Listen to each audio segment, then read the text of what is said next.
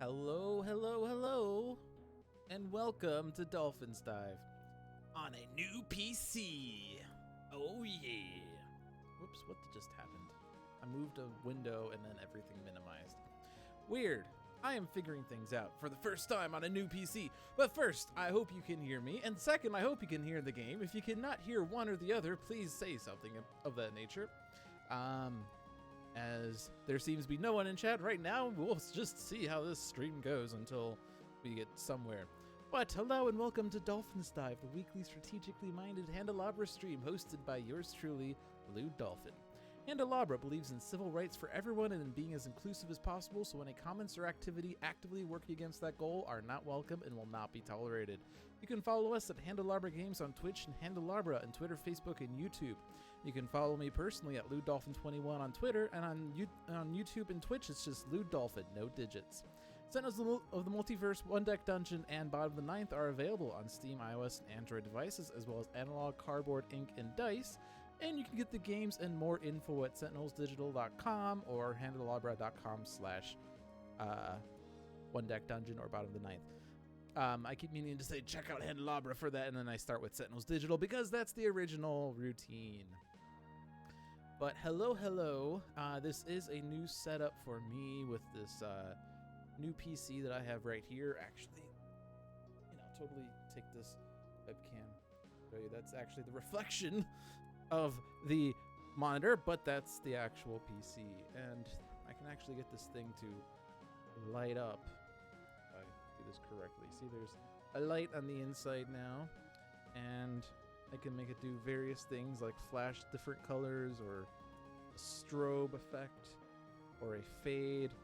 I'm just reading off what's listed here. I don't know that these are necessarily the things that are so described, but this is the smooth, which, I mean, I feel like that's not necessarily smooth. I feel like this is more smooth. I feel like these two buttons are backwards. But this is flash. This is fade, which I don't really know what any of those things... I don't think any of those do what they're supposed to do. But that's the light up of the motherboard there. And I never actually really use it for anything, but there is that option.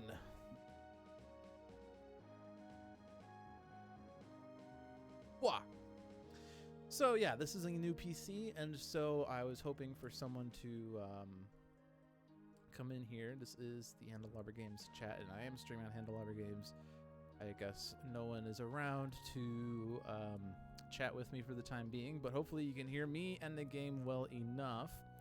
I tried to test those settings, but I feel like whenever I test them, it's really difficult because I feel like my computer tries to rebalance the audio. Oh, there's Sanvar. Perfect! Hi, Sanvar. Sorry for the video, but please just, let me know if the audio is fine because I had to reset everything for the transfer to my new PC. So if you can hear me, obviously, you should say that. If you can't hear me, you'd probably complain. Chat is in followers only mode. Oh. I wonder why.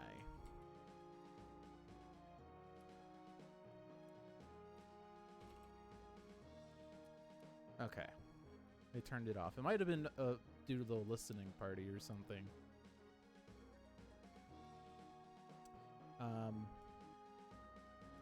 Okay. Cool. So you can hear me. Excellent.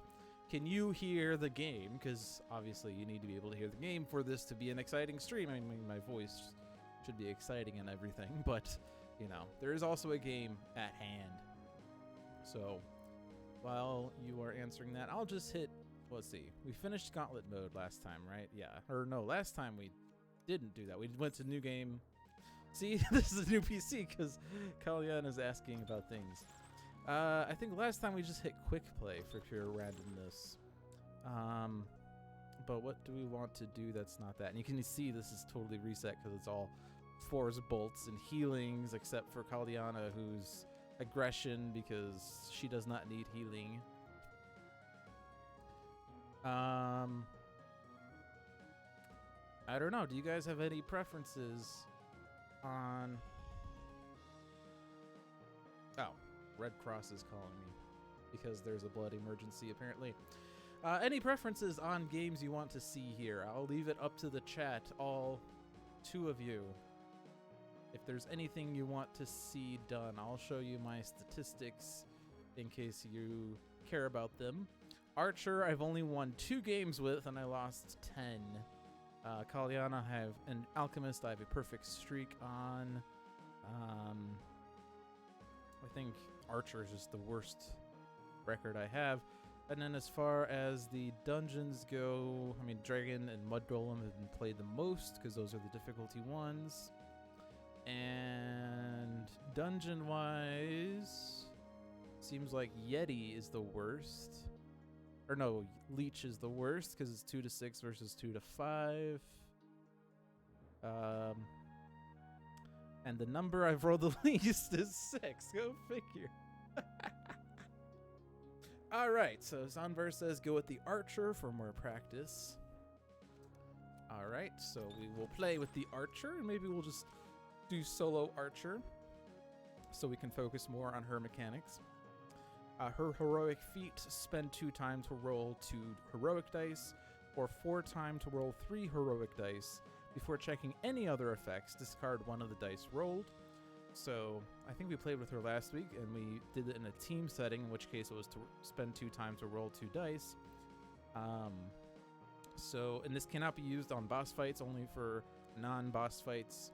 And so you could use it to gain heroics in situations where you're short on dice. But since it's a very time-intensive skill, you have to be very careful with its usage. And the whatever this is, the personal skill, Kiting. If you would lose only 1 heart, spend 1 time instead. Prevent 1 heart in each boss round. Use before suffering consequences. So this will help this will help you prevent damage, singular damage though. In non-boss fights. In a boss fight, you prevent 1 heart in each boss round, so you can ignore some of the heart consequences. And yeah, but is another thing that costs time, so you have to be very careful with that. The Archer has 2 strength, 3 agility, and 2 mana, and she doesn't have any other things. In fact, since we haven't won too many matches with her, we only have the basic skill and the extra potion. So what skill do we want? We have slightly more agility than the others, but we're more or less balanced. I think True Strike is probably pretty good. Getting a 4 of any type. Piercing Blast, reduce the difficulty of each armor box by 1. I kind of like that, but only in certain situations. I think I'm going to go with True Strike in this game. I don't have too many strengths, but I like getting 4s of any types. So, who should go with? More practice. Leech. What's Leech? Maybe it's actually Lich. Leech, same thing. So this is an order of release date. Yeah, because these are all reset because of the new computer. But Lich is from the base game. On floor 1,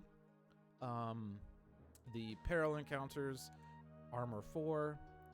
On combat encounters, a mana 2 armor and a combat or a strength 5 2 time. Once we get to the 2nd floor, any 2s rolled are immediately discarded. And in peril encounters, there's a 6, and the consequence is a heart and a time. In combat encounters, it's a 3 mana armor, so mana is very important, especially as we get to the 3rd floor. If an encounter's consequences include a heart, add a heart to them. We get another 4 armor, this time with a heart consequence for perils, and a multiple dice 10 thingy with penalties of 2 hearts. So mana is super important. And, ooh, boy. Oh, yeah, because I turned up the animation speeds. I'm like, oh my gosh, this is super fast because of the new computer. No, it's because I turned up animation speeds. I should probably disable that because this is way too fast. Anyway, once we get to Lich proper, actually all 3 colors are somewhat equal in need, although mana has the highest consequences but the lowest numbers. He has 5 hearts, but the first time each box with a skull is covered during a round, discard the die. So this is the only way to deal damage with him, is to cover these 3s, but once you cover it for the first time, you discard the die, so you have to use 2 dice. Is it just me or am I quieter than normal? Possibly, because it's a new computer. So I'm going to up my audio here. Please let me know. In fact, I'll type it out. Please let me know how the audio is. This is a new PC and I have to reset everything. There. And I tried to adjust it before the stream, but it's very difficult because every time it feels like the computer tries, like the video player maybe I use, tries to balance it for the audio. So it's very hard for me to tell how loud or quiet it is because it tries to balance it to a listening level. But at the very least, I try to balance game and mic, and I don't know that if I did that good of a job at all. And Seamus Butler has subscribed for 2 months. It's about what it usually is now. All right, perfect. As long as we're at where it should be, that's good enough for me. All right, so we have True Strike, we have healing. Where's the deck selection? Oh, because I didn't actually select one. Okay, here we go. And I kind of like playing with the hybrid deck because it makes poison an interesting thing where it's like you have to weigh whether it's worth taking the poison since you can't get rid of it unless you take the damage. So what poison do I want now? Pick your poison. I don't know that using antidote is I mean, I guess antidote would be great if you're like, I don't want to worry about poison rolls. I'm just going to use antidote instead, but that's kind of not using potions other than poison prevention. Reroll all your dice of that value. I don't really like reroll skills. I don't think I've used rewind too often, and maybe see, rewind is at least a okay, this is going to be a terrible game over situation. Let's just rewind and discard the encounter card. You know, I'm gonna die here, so let's just ignore everything. I'm gonna go with rewind because I generally just go with aid because aid has the most immediate benefits, or at least obvious benefits. The other ones seem like a bit more situation, but I'm gonna go with rewind this time. So Lich's Tomb in a hybrid deck with Cure and Rewind, featuring the Archer with True Strike. Here we go. Holy crap, that is fast. All right. I'm going to turn these down. Time happened way too fast there. All right. So I don't know how, I think that the stream settings I just inherited from the old computer. Like, I literally just copied the OBS profile over, so it probably looks the same on your end. But on my end, this is, like, super smooth now. It's nice. This is how the game was meant to be played. Okay, we have bear traps. So this is an agility thing. Disarm them, spend 3 time, but you only have to cover this with 6 or run through for no penalty, for no cost, but 11 you have to get. Bite the Dusto. I feel like that's a reference to something. I don't know. I think if I'm going to do this, I'm going to disarm them because it's significantly easier. It will cost me 3 time, but I'm not going to use Eagle Eye if I do that, because I should be able to cover those 2 with the dice I have. JoJo reference. Ah, okay. That's why I don't know it. Skip the heroic feat. And let's see how badly I roll in the first encounter. Oh, nope, actually this is fine because it covers everything. Despite the 1. Alright, so the potion is mana, which gives me 3 mana dice at the cost of a potion. I gain a potion, which means obviously I can use more potions, or I can take the mana die, which will be used in every fight, but I can only have 1 item right now. And Lich, I mean, obviously mana is super important throughout the entire dungeon. Maybe I just want to load up on mana. Especially because we do have to make sure we cover that mana too once we get to a combat encounter. By the way, if you don't know, and I feel like I always say this, but it's good to remind people how things work. In a hybrid deck, you can tell which card belongs to which deck. The ones that are blue diamonds are the base game, and the ones that are green are Forest of Shadows. So if you know the decks well enough, you can actually strategize about which card you want to reveal. Especially if you look at the discard pile, which is public knowledge. You can look through here and see what cards have been discarded, and you can determine what Forest of Shadows cards remain or what base game cards remain. You can't actually see what's in the current deck, because obviously that would defeat the purpose of these face down cards. But if you know the decks well enough and you know what you've taken, whatnot, you could actually figure out like maybe what this card is, especially once all of these cards have been discarded, like once we're at the end of a floor. That said, I still don't know the decks well enough. I mean, I'm familiar with them. I don't know the content offhand. I wouldn't be able to say like, oh yeah, we're missing this card, so we're gonna do it. Hello, RPD. Raccoon Police Department 234. Dire Boar. Charge. Dice may not be re-rolled or increased. And there's lots of strength here. In fact, let's see. We have 8 dice total, and we have 8 squares to cover. But unfortunately, this requires way more strength than we currently have. In fact, mana, which we just got. Oh, it does not stand for Raccoon Police Department. Oh. Not in this timeline. Alright, so exploit weakness is kind of a true strike, but in agility, and it only gives you a heroic 4, which strictly speaking doesn't make it true strike, but I think I'm gonna skip this for now. Well, we do have kiting, so I can ignore 1 heart if I can cover everything else.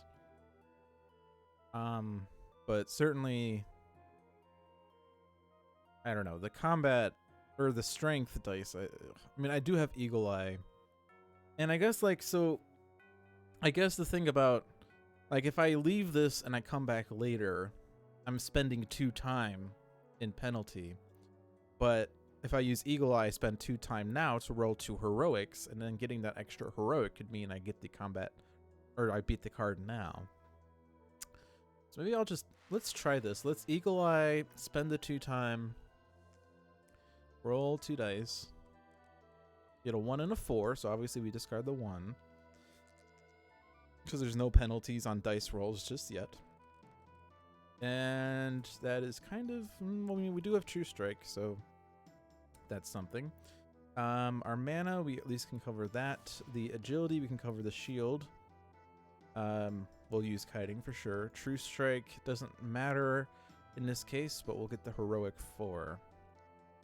It could matter if there was a card that said you cannot put heroic dice on dungeon card or dungeon thingies, and if we were low on heroic dice, we might want to pick a specific color, but it does not matter in this case. But we can't really do too much.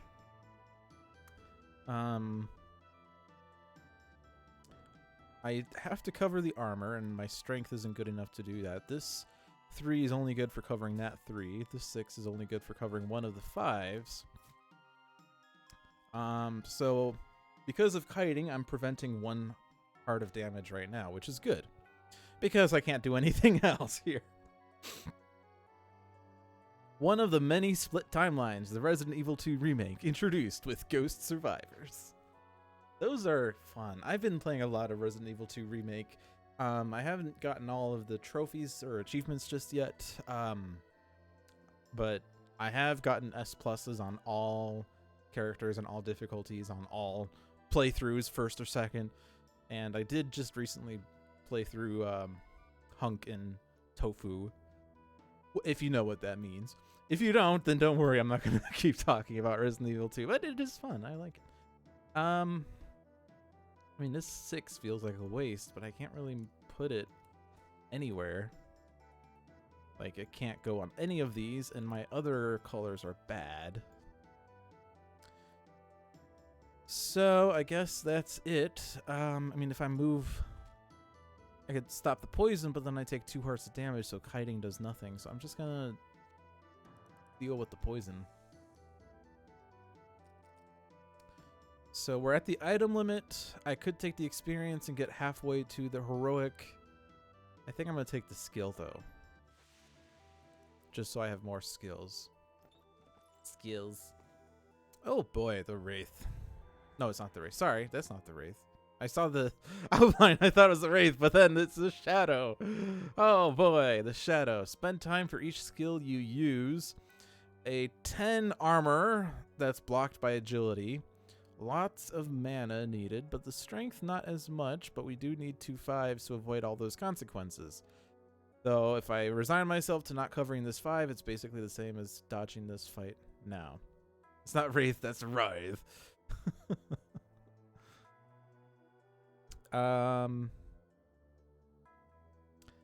What the hell? I'm gonna enter.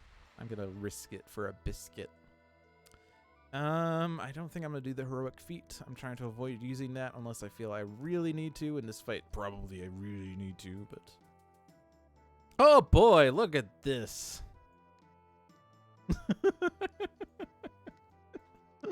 3 mana dice. 3 1s. It's a 1 out of 216. Oh, no, don't do that, actually. That costs time. It's not an auto skill. It costs time. All right, well, what do we want to do here? I don't even have enough to cover the 10. I mean, I guess I could make a heroic 1. Cover that 10. I can't cover that 2 unless I use True Strike. And actually, that would cost time though. I think I'm really not happy with this, but let's see. I'm taking 4 hearts and 6 time. I mean, that's a lot of consequences. Is the rewards worth it? Heroism. I love heroism. Sword and heart. But I would lose my mana, so I'd probably just take the heroism, I guess. At which point I could heal from the potion gain. But do I want to just... do I want to rewind, since I took this card for these kinds of situations? Because this doesn't seem too good. I could spend time to use True Strike and exploit weakness. And if I...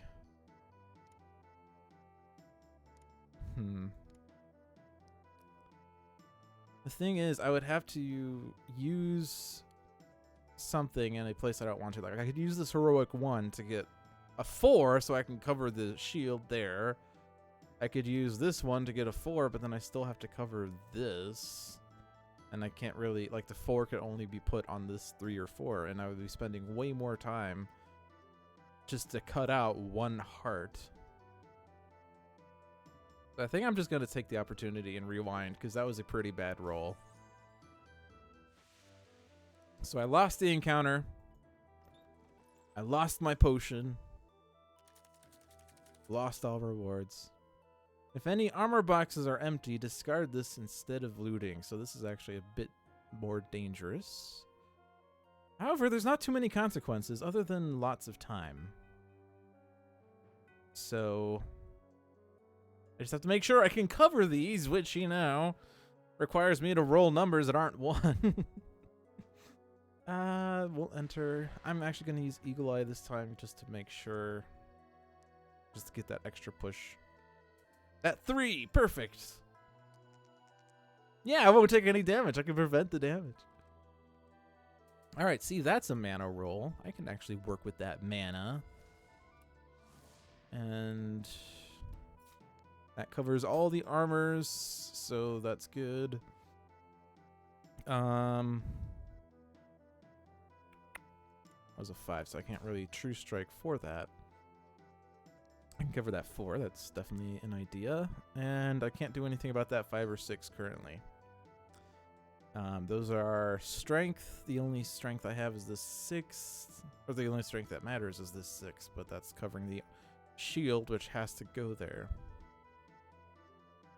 So, I think that's the best I can do. Bit more straightforward. Crushing Blow for a strength 6. Or mana, but we already have mana, and it's the same experience. So I'll take the skill. And now let's try to level up and get that heroic die. Oh boy, poison. Because this is a hybrid deck, success does not remove poison. Even getting into Sentinels Digital and even taught a couple others how to play. Excellent. I remember when I first got into Sentinels. It was like I enjoyed the hell out of it, and I couldn't wait to share it with others. And every time I shared it with someone, they all loved it, and it was great. That was the good old days. Now I don't enjoy it at all. No, I'm kidding. Of course I do. 3 forests, 1 base. Let's check out the base. We have Plague Rat. Nice to find Plague Rat on the first door. X equals 4 per open door, including this one, which affects the shield. So we might actually be able to do this, maybe. I mean, there's not enough strengths here, but I mean, the consequences 2 hearts 7 times, that's fine. Let's not use Eagle Eye. I really need more dice, but I have faith that we'll get stronger over the course of the game. Not really a good agility roll because I can't cover that. Well, I guess I could just do that, but that seems like a bit of a waste. The mana is covered, and now I can get a heroic 6, which is actually pretty good. So before I place any other dice, what do I want to do with this armor here? I could exploit weakness to get that. I could Crushing Blow, which might as well, and then I can cover the 5s. The 3 could go there. So, and that covers all the hearts, so kiting isn't going to do anything. I mean, well, kiting just spends time instead of hearts, so it's not like it has to be used. But yeah, let's get that heroic 6. So I guess this is what we can do. And the consequence is only 1 time, which is pretty good for only having 8 dice. Alright, at my item limit, at my skill limit, I don't like this skill too much. It's basically a re-roll of 2 strength dice to make, which also makes 1 heroic, but I'll just take the experience. 2 experience isn't really that good, but it wasn't too hard of a fight, so it makes sense. You succeeded unlocking everything in the base game, Rook City, Infernal Relics, and first mini pack. Excellent. Oh boy, the Wisp. Oh boy. This is a pretty bad one. Because even... Well, okay. To cover everything on the board, you need 11 dice. I have 8 dice. Which, by the way, I don't have enough... Well, I have just enough for the agility, 1 strength, so I have an excess of strength, and I have 3 mana, but there's like 7 I need. Oh my gosh. But the consequences of some of these are pretty small.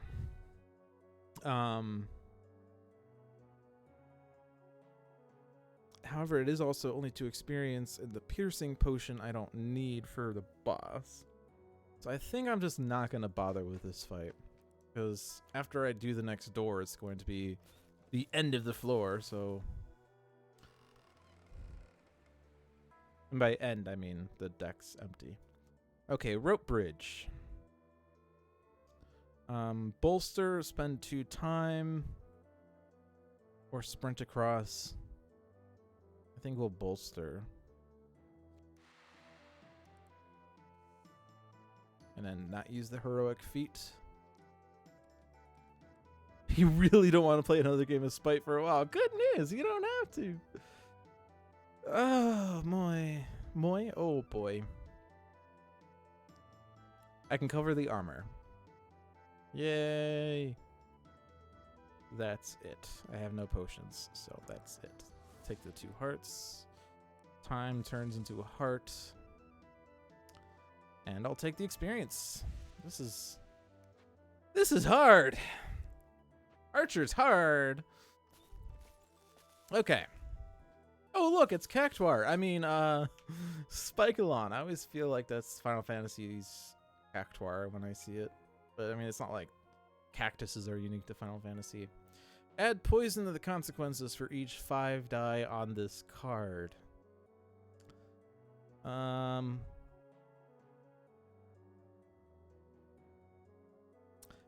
gonna do it, and I expect to lose, but I feel like I didn't really get a good setup. So I will just restart the game. And oh good, I did that whole 1 and 2/16 thing again. I'm gonna go and say the game is rigged, and that's why I lost. Because that's has to be done. I guess it doesn't have to be the strength one per se, but I could, well, there's, okay, time is an issue because, yeah. So I'm gonna die to poison in the next round, but I will take, oh no, I'm currently dying. I'm gonna take 2 worth of damage. Beautiful. Actually, no, I can make a heroic, the heroic to turn into a strength 6 to stop most of the time. And this, well, I guess it's not any different than this in terms of damage, but this lowers the poison by 1. Okay. Oh boy. I'll take the experience. I will heal.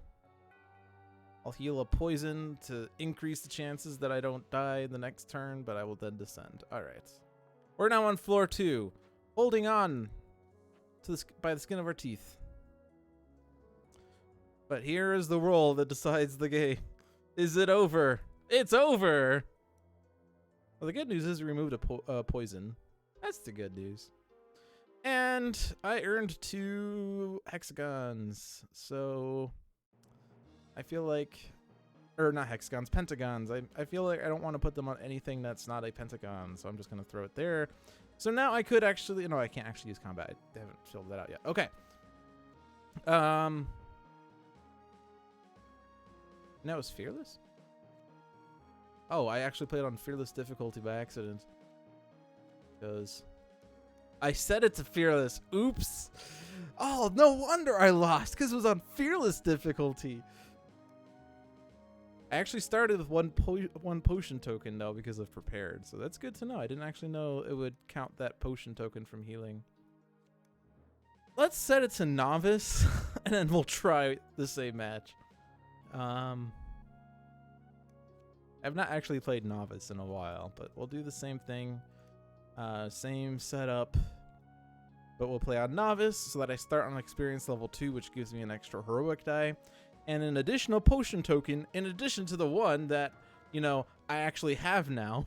So now I have 3 potions and an extra heroic die, and I can take 3 items and 3 skills, and it's 6 fewer experience to get to the level 4 total. So 6 total, less total experience. Yeah, that word. Okay. I love this skill. I really want that skill. I mean, well, I don't, it's not really a necessary. I mean, it's an automatic free 4 strength or 4 agility, which I like because it's a fixed roll, but it's free, and free things are best things. The item, though, is agility, but I guess I want mana more. I'm going to charm it. Bear in mind, I do have the heroic, so it's actually 3 dice now, but I'm going to use Eagle Eye just to ensure that I don't trip up. We get a 4 and a 5. We'll discard the 4 because there's no reason to not keep the 5 over the 4, but and I did need to do that because this roll was not good enough. But with the extra die, it is just good enough. And now I have Charmed Panther. All right. We're off to a better start now. Except Charmed Panther cannot help with perils, and we have a spiked log. I don't know how one can put alcohol into a log, but this log is apparently spiked. Clobber logs, but I don't have enough. Oh, wait, I guess let's not forget I have the heroic, so it's 3 dice, but I'd have to get an average of 4 on all 5 dice, all 3 dice total. Dodge logs, but then I would have 4 dice, put a 4 down there, 3 dice left. I have to total 14 is actually worse.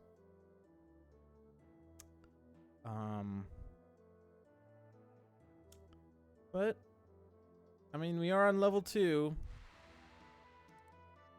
It's big, it's heavy, it's wood. Actually, let's Eagle Eye again. We'll spend the time just to get more set up early. And then later on, once I'm more set up, I don't have to use Eagle Eye as much. Oh boy. That's not good. The consequences are only 3 hearts in 1 time. So I'm not going to rewind it just yet. We do have rewind for when I would die, I believe, is the better time to use that. Static burst, spend 4 mana, gain 4 strength and 4 agility, then increase one of your dice by 1, or gain an agility die. But I really want strength or mana. The skill, however, costs mana, which isn't good. But it is True Strike compatible. So I could throw strength in here, get a mana 4 or heroic 4, put it in the static burst. And this could also increase my Charmed Panther by 1. I'll take the skill. And we'll try using it in this encounter, whose name is Shadowstalker. Spend time for each 6 rolled. Transmute. Use another skill without paying for it. Spend time.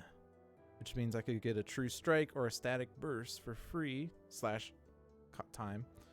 Or Agility Heart or for experience. There is a lot of mana on this field though. And actually we have 3 armors here that are all mana.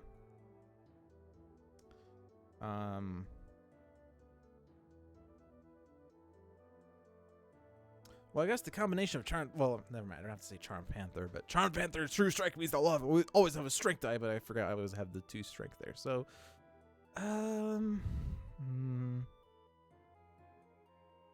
this is going to be risky, but I'm going to do it again. I'm going to Eagle Eye again. Not a good roll. I can at least cover the mana 2. Now that's not a good mana there. But I did get an agility 6. My strength is horrid, but I mean one of those goes in the True Strike anyway. Kiting. And now this one isn't gonna do anything. I don't know. Well, how do we want to do this?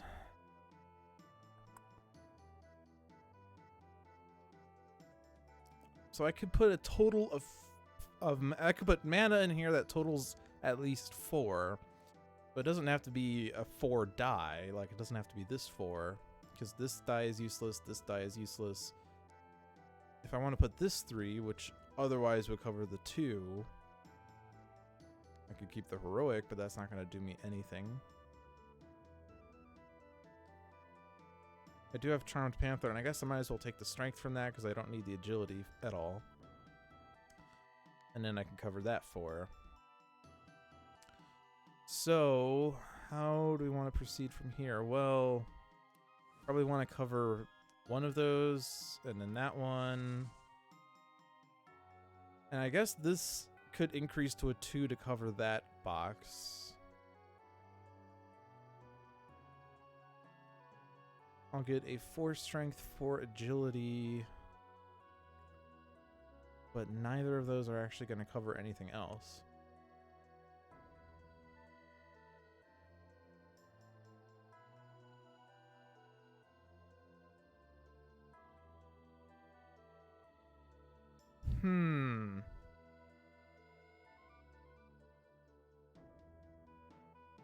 I don't think there's really any other way to get 5s or 6s.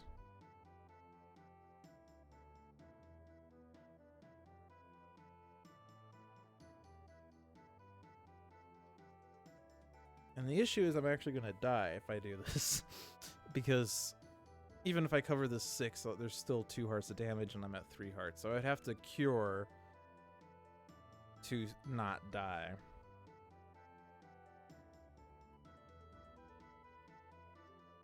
Turn your spare agility into heroic dice so you can cover the mana and use burst.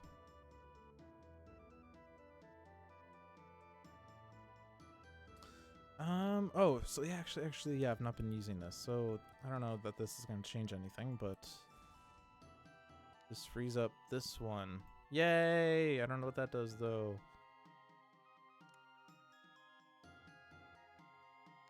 I guess if I increase this by 1, I can cover that 4.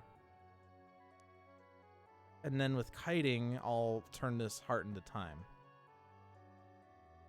Wait a minute, I have to actually have 4 here. Hold on a second. I can't do that just yet.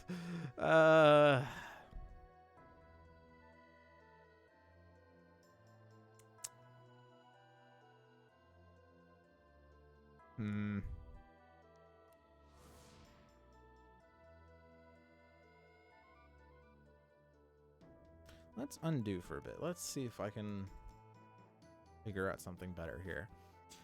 Charmed Panther, obviously, Strength 4 is better than Agility 4 because that 6 is, that's the only need for Agility here.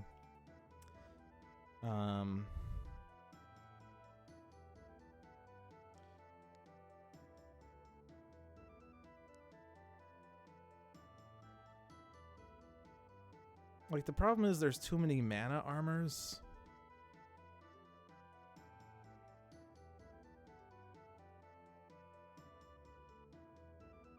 And I only have, so this is my only non-agility 6. I can use Static Burst to turn a 4 into a 5. In which case I could cover this mana or this strength, but the more important one is the mana, but I don't have, I mean, I guess I could just, I don't know. Dice, why have you forsaken me? What's the rewards here? Use another skill without paying for it, or, I mean, I guess Transmute would work really well with Static Burst. Instead of spending 4 mana, I will spend a time to get a 4 strength, 4 agility, and a +1. So I kind of do want that skill, I guess. But is there a way I could do this? Because, so this is a way of doing it. But, okay, that. Oh, but I will have a 4 and a 4. Maybe I wasn't accounting for that. Maybe I forgot about that, because I can cover, like, that covers that 4. I don't know, I feel like I'm going in circles here. Increase one of those. Get 4. This heroic 4 would cover that. Increase that by 1. Okay, yeah, so that should be fine, actually. Because then I can get a heroic. And now I don't take the hard damage. Yes! Okay. I figured it out. And now I can keep my mana and use Static Burst for a Strength 4 and Agility 4. Except I can't use it in perils. Ooh, Clever Smash. It's an auto skill. You can actually use it in anything. Except you can't really gain too much out of a non-strength peril. Roll a strength. You may discard it to gain a heroic 3. It would have to replace one of these. However, the mana and health is cool. But all of these options are very bad. I'm just going to flee. Let's try to get more dice first. And now let's do the poison roll. Roll needed for success, 1 or higher, because it turns out this card over here is a leaf card. So this roll actually doesn't do anything. Yeah, when you're playing with a hybrid deck, these... Whoops, that was not what I wanted to do. I just wanted to look at the card. These Forest of Shadows cards will always have the leaf symbol, and leaf symbols will reduce the poison you need to roll, or reduce the... Or maybe it's increase your poison. I guess... I don't know. It lowers what you need to roll with poison by 1. So, yeah. Okay. Vine Trap.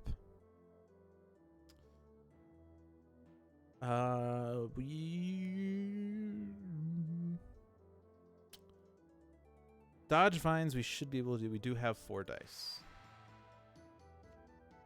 Roll 1 or higher. A truly devious challenge.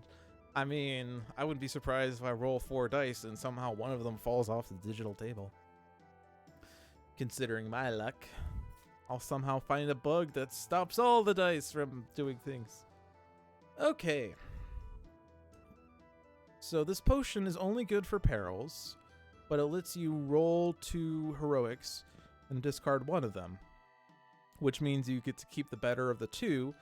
You get an extra die in situations that you need. Gains you a potion token. But I'm going to grab the die. I need dice. I've yet to actually grab an item. I'm going to take the item. Plague Rat. So it's actually good that I got that agility die because I need it for that door. Or for that shield. Alright, let's enter.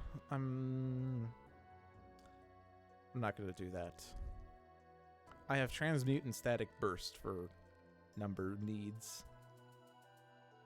Okay, the mana is covered. I actually could just use Static Burst with the mana, despite how I was going to say I'm going to do something different.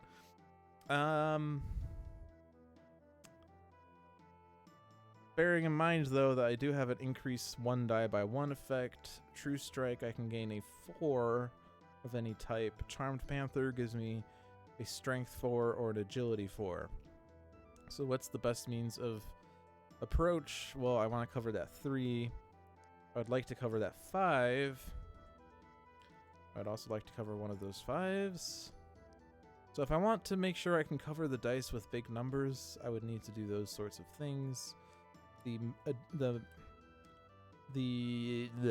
agility goes there. And actually, yeah, once I use Static Burst and I increase the agility by 1, then we're actually good. So there we go. Did not need to use Transmute Static Burst. And I guess I'll just take the agility die. Because I guess, you know, we're just going to go the agility route in this game. Dice will be stopped and John will be blamed. Hashtag blame John. Alright, you know what? I can pick this lock super easily. Little did Lude know that he was going to roll 6 1s. Or everything is over 3. Okay, well. How much do we have here? 24! Okay. Hey, it's a mana die. Awesome. Do I want to just take a random door, or do I want to try to fly over now? If I fly over, well, it's the end of the game, or end of the floor if I do fly over. Well, yeah, because, well, if I do this card, no matter what I do, I'm going to be out of time, and I won't be able to explore. If I explore, I have to roll a die to stop the poison roll, but I'll actually, again, not have to worry about that. I guess the question is this one card better or worse than this? I think, well, okay, so we have the 4 dice, and since it's the end of the floor, I could use Eagle Eye for an extra die, so that's 5. So, yeah, I'm just gonna do this, because better the devil you know than the devil you don't know. Archer touches the lock and it just breaks. Alright, I need to roll 14 with these 4 dice. And I did not.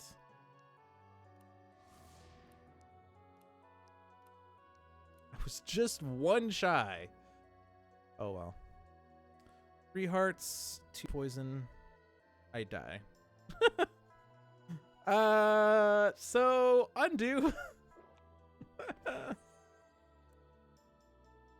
So I chose poorly. Oh well, that's why we have rewind. Okay, now floor 2. Any 2s rolled are immediately discarded.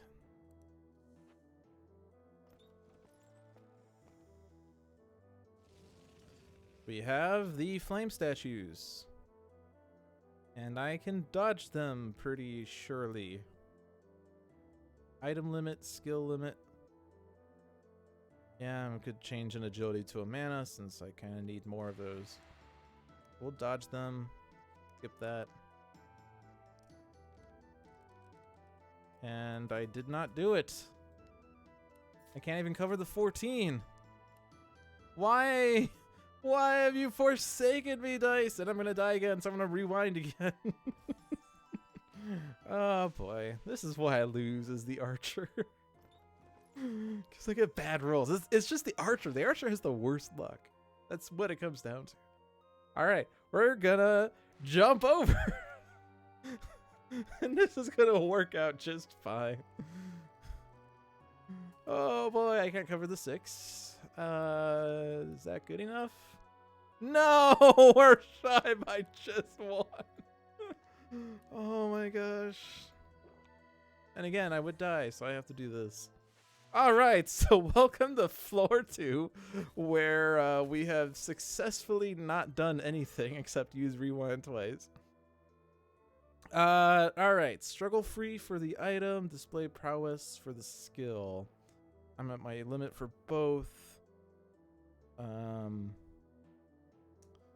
have 1 more mana die. Reroll a die and gain a heroic 1, which you can put towards True Strike. I'd probably lose Transmute though, which I've not used, despite saying I was going to use it. 4 dice. Probably not going to cover the 6, but if I can cover the 4 and roll at least 11 with the other 3 dice, that would be fine. So let's do that. I'm skipping Eagle Eye because I am stubborn and I want to do a combat legit. And, well, all the 2s got discarded and I have no more potions, so that's it for this round. But I survived because I healed, so there we go. Reroll a die. Actually increases the chances that that die will get discarded, but let's just take that skill. Now we have the null. You cannot place heroic die on dungeon challenge boxes. Challenge accepted. I will do this encounter. See, I'm at the point where I'm not really thinking too hard about what I'm doing because the dice have been pretty bad and I'm flustered. Okay, well, the agility is actually exceptionally good. I cannot put that 5 there though. Yeah, so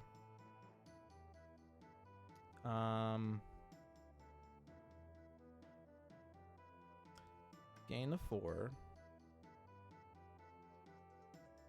And then what do I want to do? I could get a heroic. Get a 4 here, and so if I can increase this by 1, I can use, or if I use static, yeah, if I use static burst, I can increase this by 1, and then the static burst will give me enough for that. So there we go. I did it. I did an encounter. Oh my gosh, this is so weird. I actually didn't fail. Let's convert an agility to balance the dice out. Now, if I level up, I heal. So let's try to level up. I mean, maybe it's not too bad. We just had some bad luck. Decipher it or destroy it.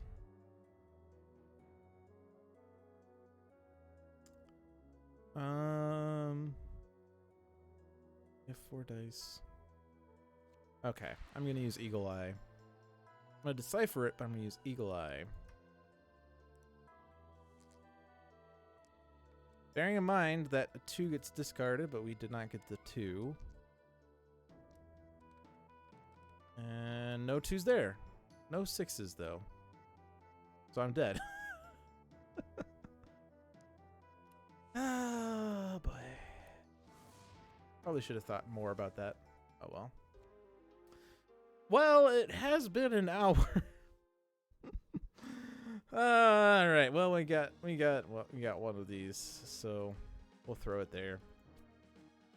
So we chose the archer to try to improve my statistics, and we went from 2 to 10 to 2 to 12. So not good, but archer seems to be difficult, and I think that is seen in the overall statistics of the 5 base game heroes. She does have the second lowest loss rate, but the lowest win rate.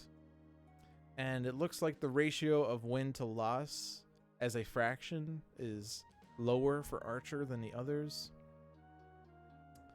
I'm reading this right? It's not.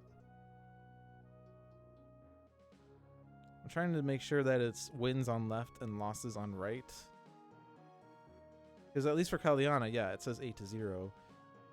Oh yeah, and this was 2 to 10, and it became 2 to 12. And this is 8 to 7. Yeah, so this should be wins and that should be losses. So yeah, so otherwise it'd be a slash. That would be probably what that. Okay. Yeah, so the fraction of wins to losses is, or wins to total games, I guess is what I'm trying to think about, is exceptionally lower for the archer. 12 over 46 versus 15 over 45, or 22 over 58, or 16 over 61. The archer, or sorry, the alchemist is almost 50-50, and that is true, except the alchemist is one of my 2 undefeated heroes. I love the alchemist. I've used her to great effect because it makes me make potion choices very effectively. I love that. Kaliana is nice because you don't have to worry about consequences as much, and you can do more at the end of floors, because instead of taking the damage, you would spend time instead. As long as you're making sure you don't spend too much time or take too much damage, Kaliana can be really strong.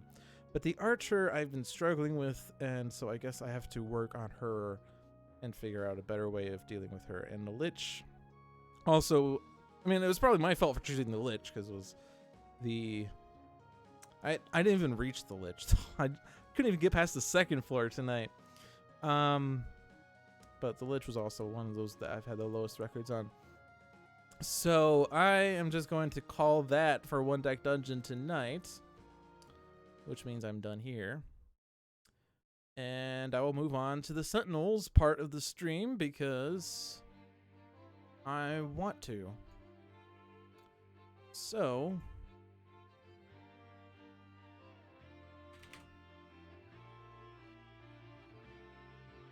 updated. And nothing seems to be loading here. I'm going to assume that's because of Steam. Because Steam does have issues. Or no, it's not Tuesday at 7. That would be the... Why is this not loading then? I don't know why. Okay, well, if you haven't noticed, I am in fact... Oh, here, there it is. I am on the beta build. And just to make sure, unlock all. Excellent.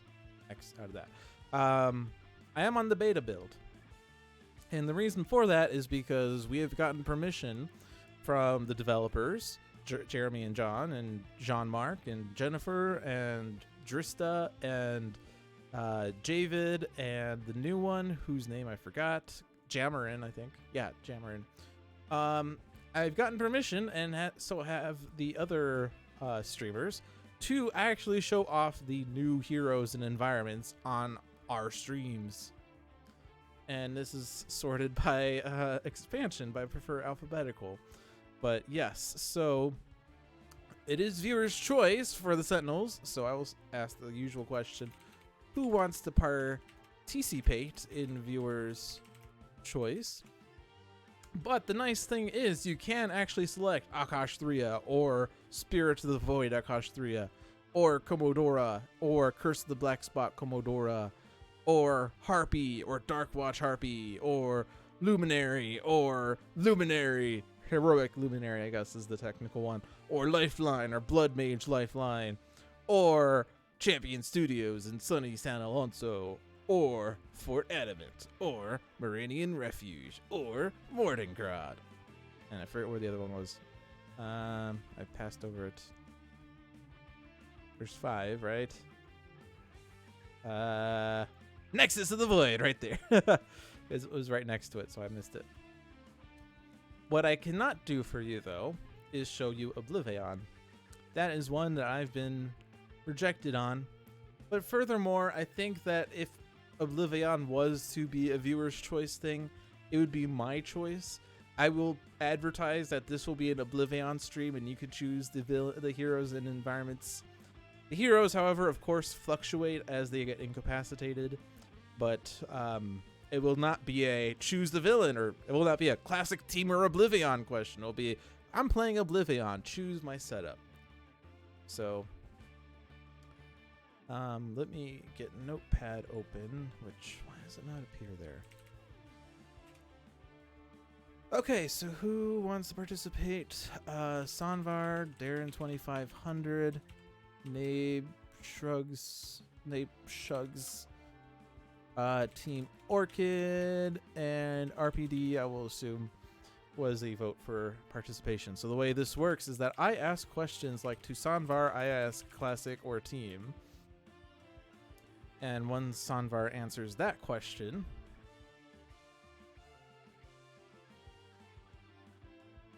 then the question to Darren 2500 is choose the villain. I guess that's not a question, technically speaking. But Nabe gets the question of 3, 4, or 5 heroes. And then Team Orchid, choose hero number 1. RPD, choose hero number 2. Sanvar, choose hero number 3. We have 4 heroes. So Darren, choose hero number 4. Nabe, choose the environment. And then Team Orchid, since we're playing Kaargra, standard, advanced, challenge, or ultimate. Alright, so we're playing with Kaargra, so Coliseum shenanigans. RPD was, which one again? Hero number 2, and hero number 2 is Stuntman, of course. Sanvar, who was hero number 3, chose Guise. I am not surprised by that decision. Darren 2500 says Darkwatch Harpy. Nabe Suggs, Studios, and Blood Mage Lifeline. So let me first double check that you were hero 1, right? Yes. And so the villain card.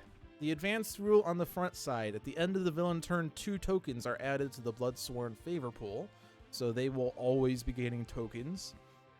And on the flip side, the advanced rule, at the end of the villain turn, the top 2 cards of the title deck are revealed and put under Kaargra Warfang's character card with their effects still visible, and thereby will also gain 2 tokens to the Bloodsworn favor pool, except if there are no more cards in the title deck, then this fizzles, and therefore it's a little better. The challenge rule, whenever a gladiator card enters play, the top card of the title deck is revealed and put under that gladiator card with the effects still visible. So gladiators will get free titles. And so they can get, titles that might not do anything, like when that hero uses a power, blah, blah, blah. Or they might get a thing that says, when this card is dealt damage, play the bottom card of that card's deck, which would be pretty bad.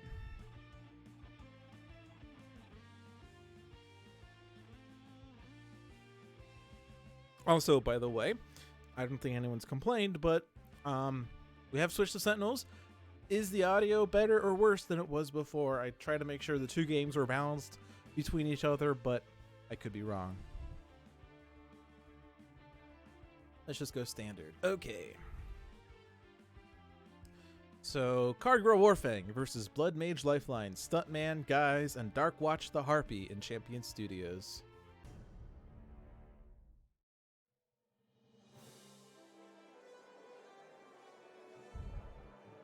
The music's kind of quiet. All right, good. I can fix that.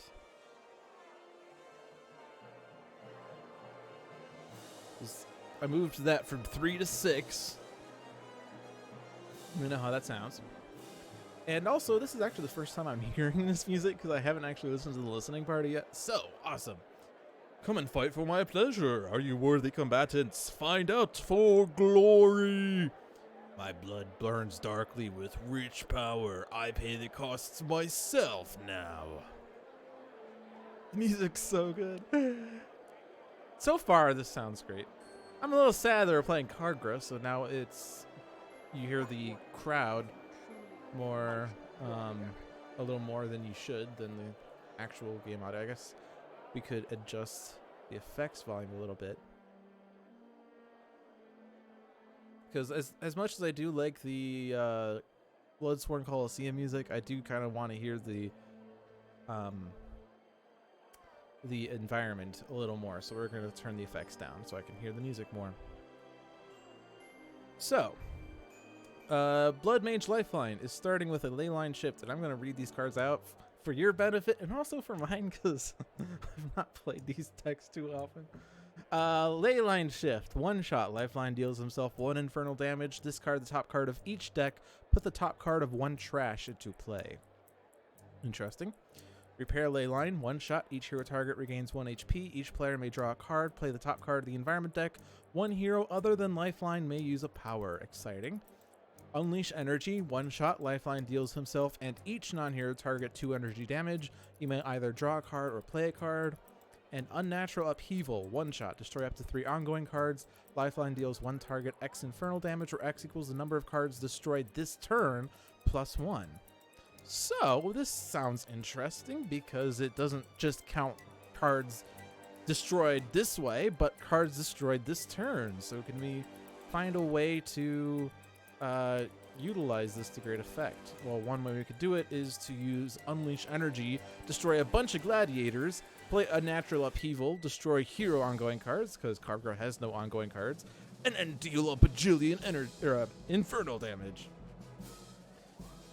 Okay. And also his base power, Vitae Strike. Power, Lifeline deals himself and each villain target 2 infernal damage. You know, that kind of sounds similar to Unleash Energy. But actually this is going to be cool because this is basically a free favor point each round. And yes, the title Reckless would certainly synergize really well with Blood Mage Lifeline here because when this target deals itself 3 or more damage in 1 turn, then you gain this title. The first time this target has dealt damage each turn, this target regains 1 HP, so Blood Mage Lifeline would love that. Alright, so Stuntman has 2 stylish armors, the usual solution, and training montage. Guise has a gimmicky character, 2 I can do that 2s, and an extreme. And Dark Watch the Harpy, whose base power is Refocus. Power, flip 1 control token, you may play a card. She has 2 Eldritch trainings. 1 shot, flip a bird control token, you may destroy 1 of your cards. If you do, flip a control token, draw a card, you may use a power. She has Lash of the Elements. 1 shot, the Harpy deals up to X targets, 1 lightning, 1 fire, and 1 cold damage each, where X equals the number of control tokens, or... No, that's not control. What is that, mana?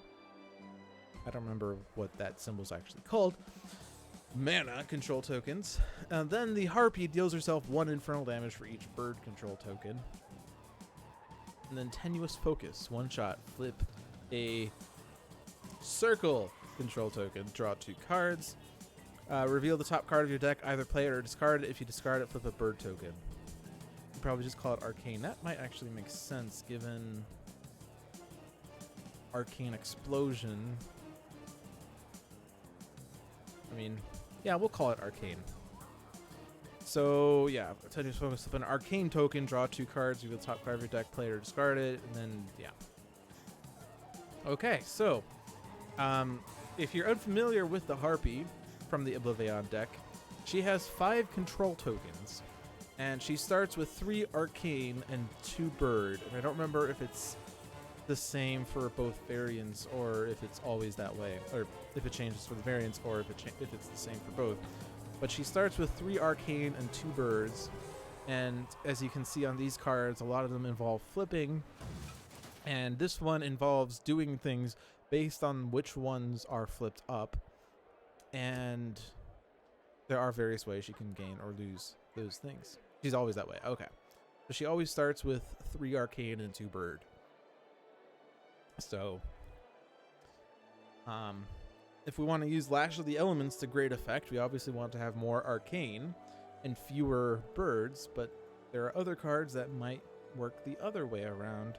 In fact, there's one that has a different effect based on what the majority is, basically. One I was thinking of for that. Where is it? Yeah, this one changes based on which one you have more of. When there are 3 or more Arcane, reduce damage dealt to the Harpy by non-hero targets by 1. If there are 3 or more Bird tokens, after the Harpy is dealt damage by a non-hero target, she deals that target 1 projectile damage. So she either has a damage reduction or a damage retaliation when dealt damage by a non-hero target. So, alright, let's get started. Soulslayer Perith is the first gladiator. The title out here is The Thing. I think that actually went a little faster than I would like. I'm going to turn these settings down. It's actually possible that my new computer is so good that animations will be so much faster than I'm used to. Alright, so the Death Caller. After a target destroys a target without dealing damage to it, put this card under the surviving target, covering everything above this line. Whenever this target reduces another target to 3 or fewer HP, destroy that target. I don't know why I'm reading these cards. These are the familiar ones, but I'm going to read them out loud, damn it. Because I like reading. Reading is good. Stay in school, kids. Read everything. So, destroying a target without dealing damage to it. And, I think the main way we can get that is through destroying an environment target through environment destruction. Actually, no, we are in Champion Studios, and there is one card, Car Chase Scene. Whenever a target is reduced to 2 or fewer HP, destroy it. Which actually would probably still not work because the target needs to be destroyed without dealing damage to it. But let's see. Alright, Fickle Fans. So we got this out early. Nice. So, 1 fewer of these in the deck. So we take the 1 damage, and then Kaargra plays a card. Starry the Bloody. Soulslayer Perith deals a non-villain with the lowest. Starry deals the hero with the second highest. These aren't really too bad. Whoever's going to be hit will become lowester. So we'll hit Stuntman because he could reduce next damages. And then this guy, let's keep the Harpy, I guess, because she might hit herself. Okay. Alright. Deal himself 1 damage, discard the top card of each deck, put the top card of 1 trash into play. We could play an environment card and get a power from someone, which actually Stuntman loves out of turn powers.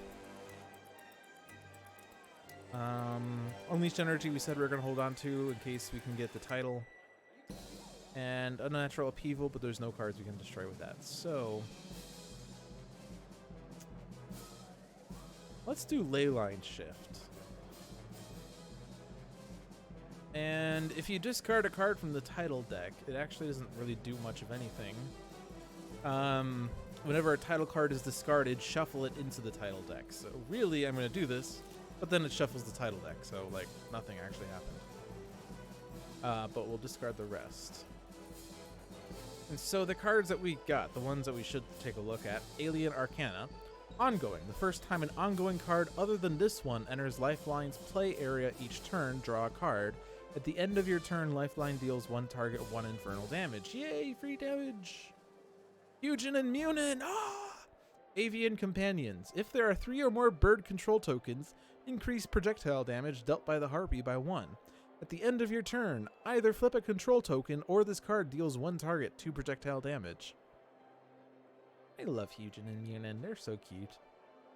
The Champion Studios card, Jump Scare. When this card enters play, reveal the top 3 cards of the environment deck. Put any revealed antagonists into play, discard the other revealed cards.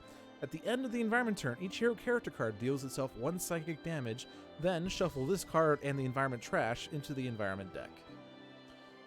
Well then, I think we're not going to do that one, because that seems like it's strictly bad for the heroes.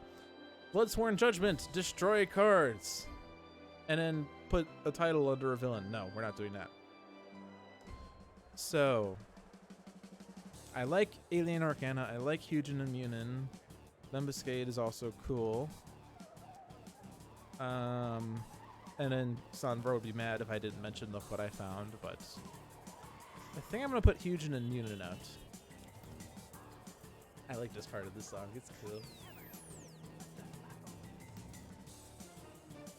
Alright.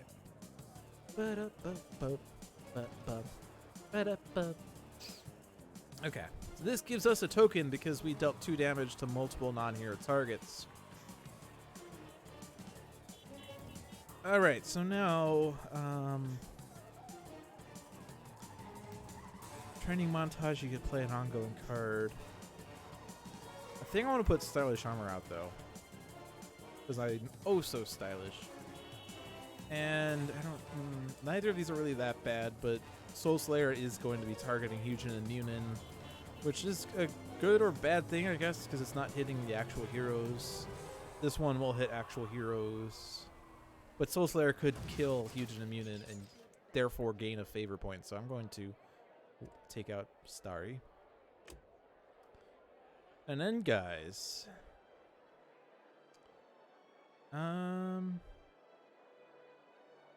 What do we want to do here?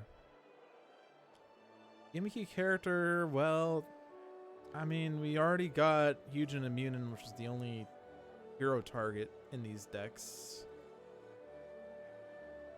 We can have him try to discard. Most likely a Gladiator will be discarded. Less likely that a environment target will be discarded. You could regain 2 tokens or 2 HP. We could have guys do that too and be a Blood Mage for 2 damage to multiple things, which will actually give a favor point. I'm not really too worried about getting favor points just yet though, because there is still a Fickle Fans left in the deck. So I want to avoid gaining too much favor for Fickle Fans to give the villains the favor back. So I'm probably not going to do that just yet. I could do Troyor Incroyable, but that won't really do too much because this power will be used inside of Guise's turn. I could copy the Harpy to flip a control token and play a card, but that seems boring. But actually, I think I'm just not going to play a card here. I think I'm just going to charge guys up. Draw a card, Super Ultra Kawaii, and then damage Starry. Guys does booty magic. Bood magic. He's a bood mage. Ah, boy. Alright, one shots. So what do we want controls for Lash of the Elements.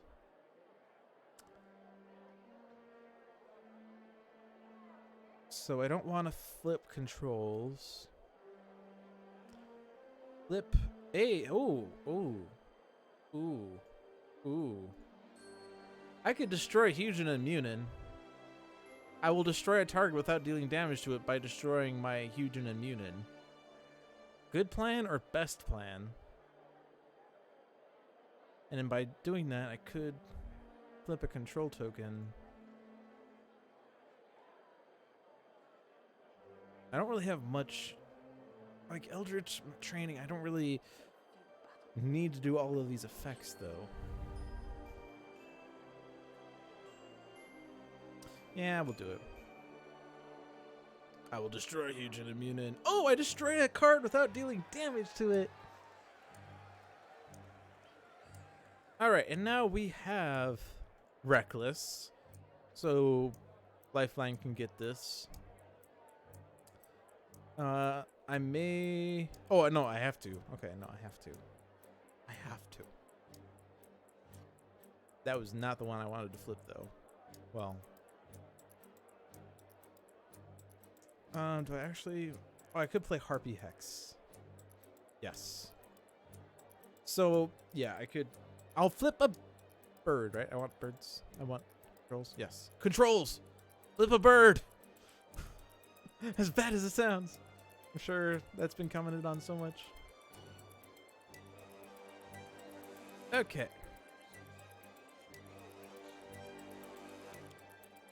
Ooh, love interest. Conflict. When this card enters play, select 2 hero character cards. The first time either of those targets will be dealt damage by a non-hero target each turn, reduce that damage by 2. If damage is still dealt this way, the other hero deals itself 3 psychic damage.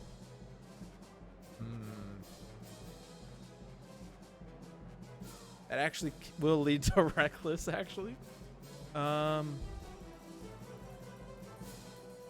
Who will be the love interest here? Well, Guise. And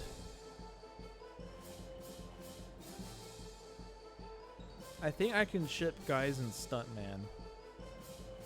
I can see that. It'd be Guise Man. Yes, we're gonna ship Guise and Stuntman. That's what we're gonna do. Of course, there would be more strategic ways to utilize love interest, but you don't want to do that. All right, Kaargra's here. Ashclaw Revelos. And so Ashclaw deals the hero target with the lowest target dealt damage this way cannot deal damage until the start of the next villain turn.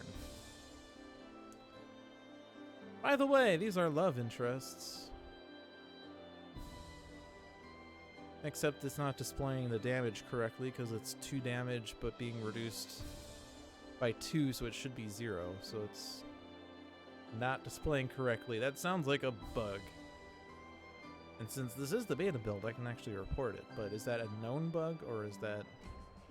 Here, let's take a look.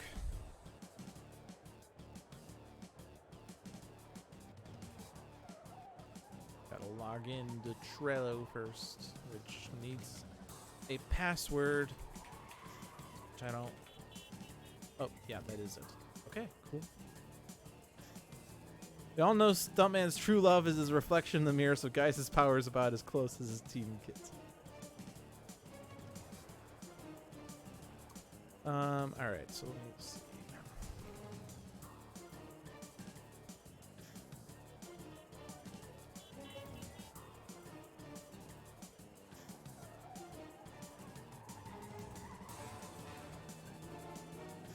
Okay, there's various issues with this. I'm just not gonna...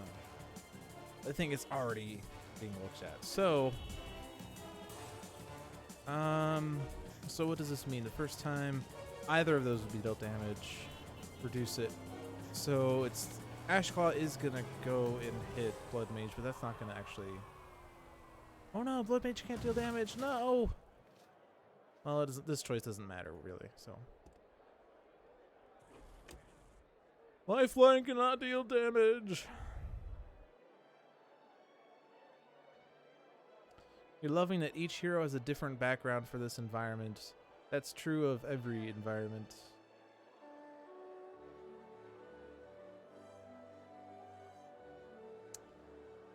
Unless you're saying, like, they're different backdrops. Like, I see, like, this kind of looks like a urban setting. This is another urban setting. This is like a... Or I guess most of these are urban and some of these are staged, so maybe it's not necessarily different. Yeah, so I can't use Unleash Energy now. Unnatural heap upheaval is not going to do too much. HP recovery, draw a card, play a card, life power. Yeah, let's repair ley lines.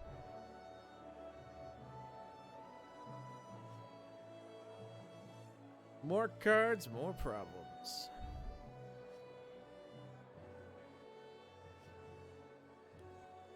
All right, we can get huge and immune back. And potential pratfalls. Conflict. Whenever a target enters play, prevent all damage dealt by that target until the start of the environment turn. Reduce melee damage by 1. Actually, that is a sick effect, because now the gladiators aren't going to do too much. Reduce melee damage by 1 also hurts Kaargra, so that's actually really nice. I'm very happy with that. Who wants a power? I think Stuntman.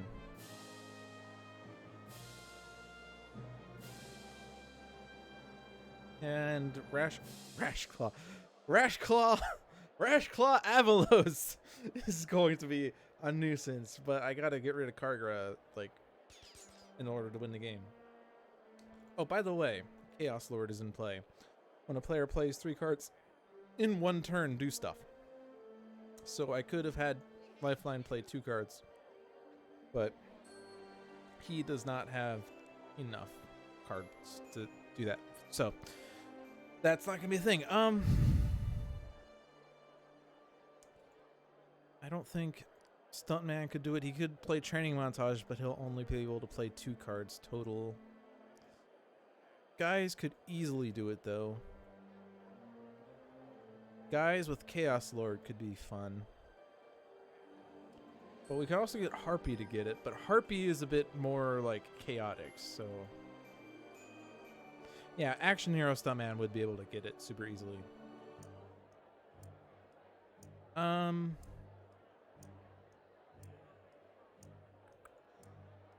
think because of love interest, I'm gonna use moving target. I do have stylish armor still, but I also have love interest helping me. So, we'll do that.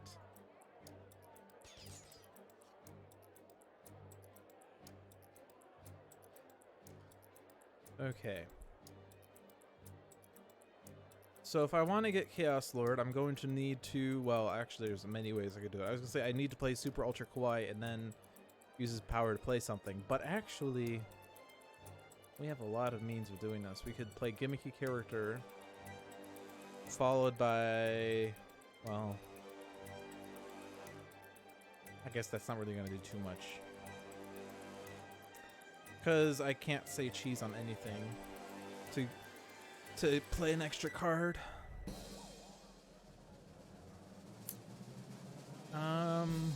Well, okay, Gimmicky Character.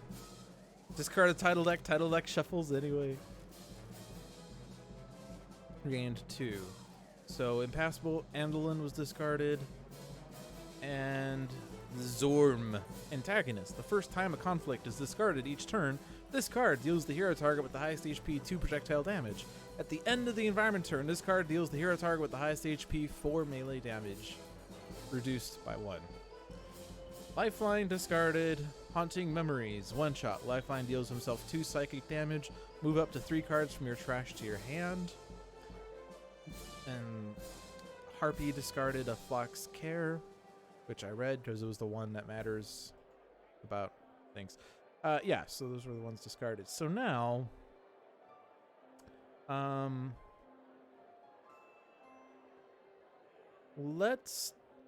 can actually get Reckless on Guise. But do I want to save it for Lifeline? Well, let's copy Lifeline's power. Ah, yeah, that was the bug that I read, is that... Okay. Lifeline, or, Love Interest does have a bug that you just saw there. It's not supposed to work on self-damage, but it just did there. So... Guise did not deal himself 2 damage, which means that I will not be able to get Reckless because of the bug. But I do have to play a card. I could now play Sage Cheese and hit Starry the Bloody to play an extra card, but honestly though, I want to save that.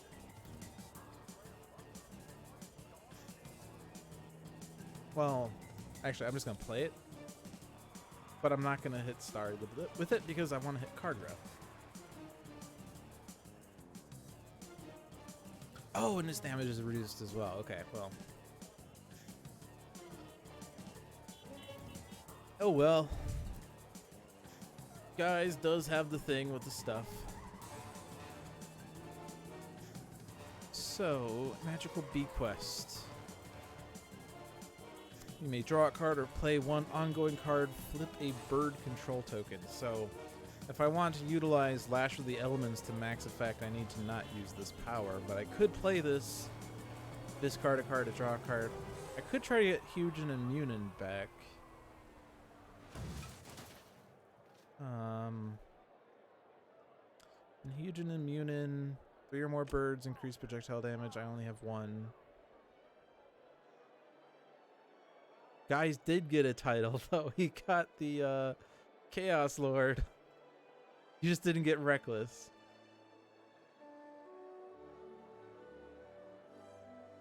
So I could just use Lash of the Elements right now. I would only deal myself 1 infernal damage. I could give myself Reckless, but... And actually, we do have this title here. When this target reduces another target to 3 or fewer, destroy that target. So we'll get Starry destroyed, which will actually play a title. And the more titles we get out there, the less likely that Kaargra gets a title from whatever card. So let's do that. Now let's hit Starry first. Starry was destroyed! When a target damages another target that has a damage-reducing effect. Like Stuntman! Actually, that would go through. Well, not the first one. But... yeah, because of the bug, the first one won't go through, but the second one will. Because they're nemesis! Oh my gosh! But now I'm the Seeker. Oh, and now the next damage to Stuntman is increased by 2. Oops. But oh my gosh, dude, this is... oh my god, we're going to do ridiculous damage now because each of these 1 damages will increase the next damage by 2. And it's going to act immediately. And when I reduce it to 3 or fewer, then I destroy it. Oh my gosh. So where are we now? We did damage to 3 things, so I only have 1 more. And it would be tempting to try to hit Ashclaw Revelos with this, but it won't be set to 3 or fewer, so I'll just throw the rest on Kaargra. Yeah, what a brutal combo. I'm also going to increase the next damage dealt to myself by 1. Whoops. But let's see. So we can play a card. Flip a control token, which will actually trigger Harpy Hex. Oh my gosh. For more 1 increase next by 2. Oh my gosh. Harpy is now crazy pants. Calling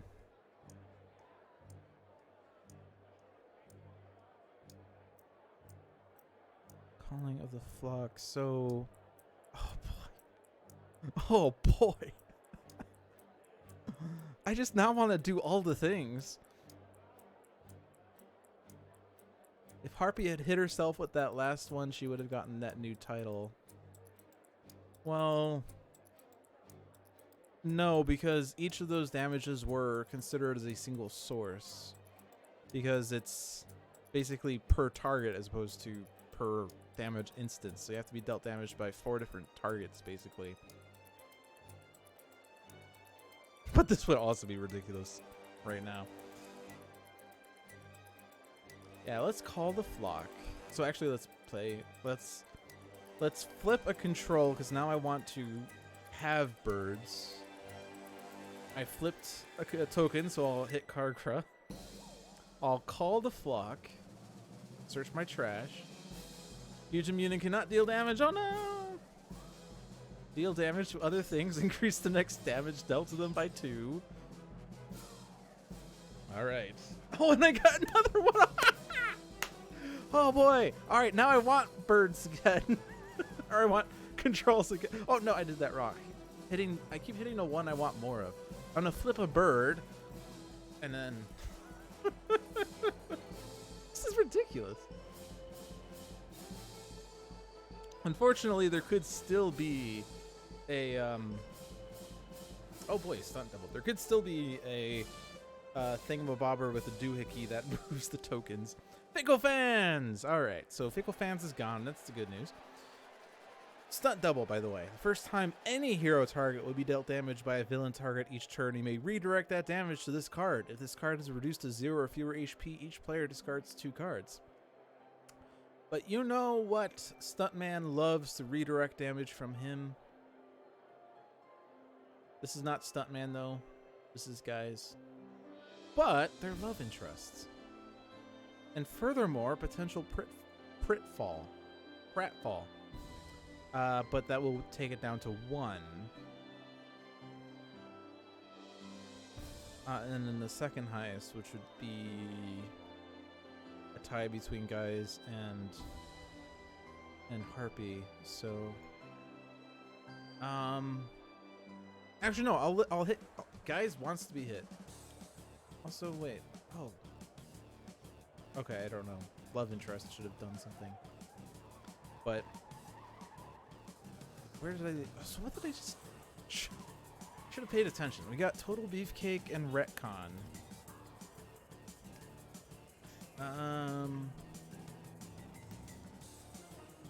This would be fun to have Kaargra redirect to a gladiator, I guess. Anything in my trash that I want? Oh yeah, I'm that guy. That's a fun one. Not too many ongoings though, so I'm gonna say I got what I was looking for.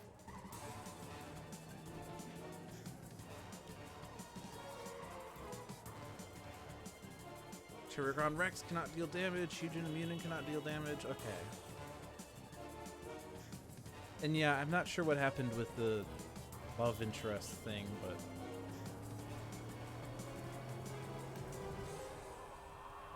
whatever. Okay, let's get Lifeline a title. Unleash energy. Also tokens. And I've not destroyed any card this turn.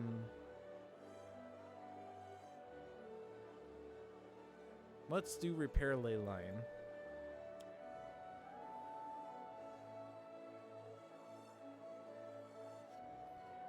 Ooh, Discharge Life Force.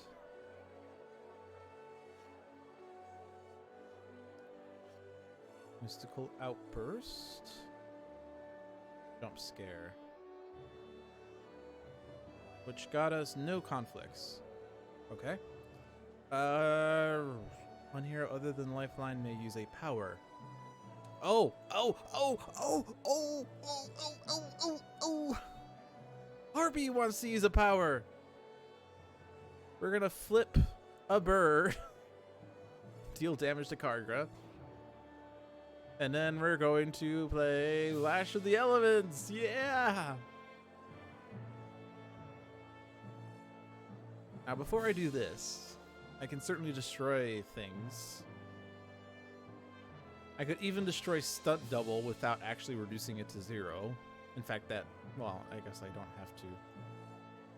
But, Indiscriminate could come out. Unbreakable could come out. But let's see. We have lots of possible damages here.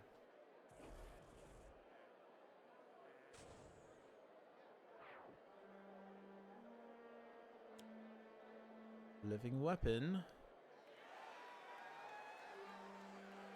So we could try to get that on someone.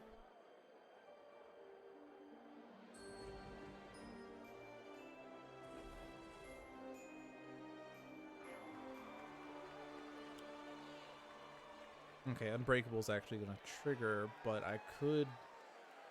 Actually, I could put this on a hero. Is this the first time each turn? Oh, man.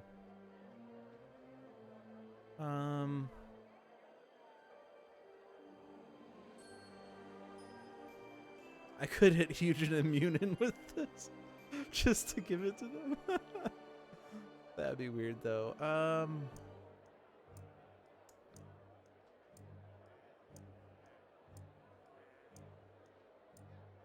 Yeah, you know, Love and Trust isn't triggering at all now, so I'm really confused. Like, I didn't... Guise and Stuntman have not been hit, but now they don't have a -2 anymore, so Love Interest is, like, cool. Because now it's doing nothing. So I could... I mean, I want to give this to a hero, right? Because then the hero gains the token. I could give it to Huge and Immune, and then negate... Unbreakable. I could also get Reckless on Harpy though. Yeah, Harpy.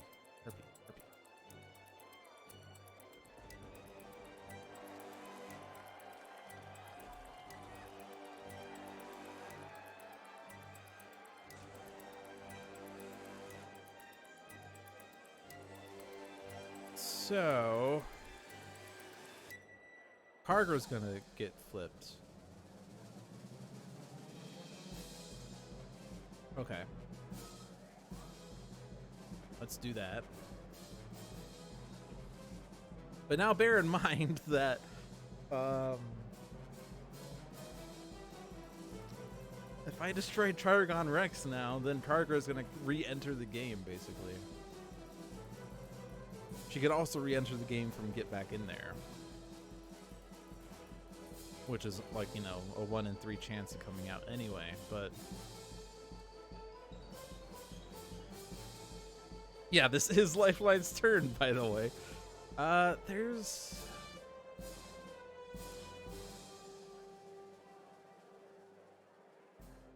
Well, I don't think I can really get enough tokens, even if I try to, like... I'm just gonna not hit Trigon Rex. And I don't need Lifeline to hit himself. I'm just going to ignore Trigon Rex. I mean, I guess...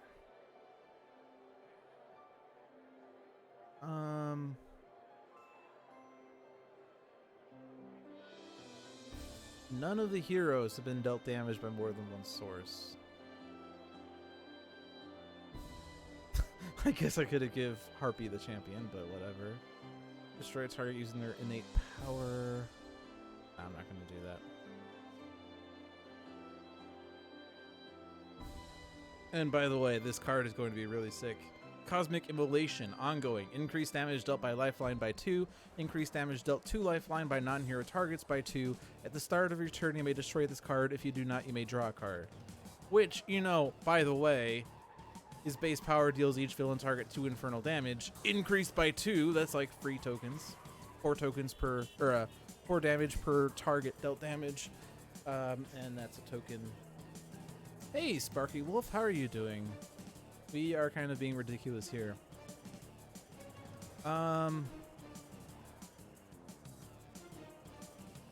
Redirect the next damage dealt by that target to Stuntman. I think, you know, Trigon is going to deal 1, 1, and 1 to Stuntman. Although he's probably... He's moving target's probably going to get destroyed first, though. Because we can't redirect it anymore. Yeah, because like Love and Trust isn't actually triggering.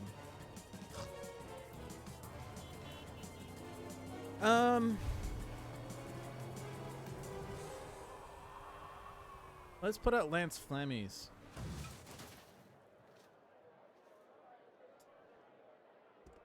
If you can destroy target or reduce target to 2 or fewer HP, destroy that target. But you have to... No, it's the innate power that this one cares about. So I could try to get Stuntman to destroy a card using his innate power. but I have to be careful with that. I mean, Harpy can sneeze and do ridiculousness, so let's just hold off on that for a sec. Hi guys, how are you doing?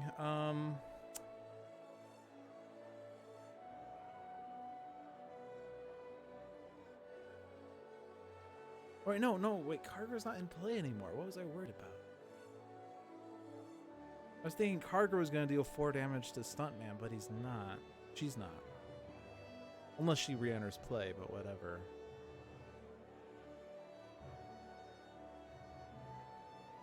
So Cherragon's gonna try to hit Stuntman.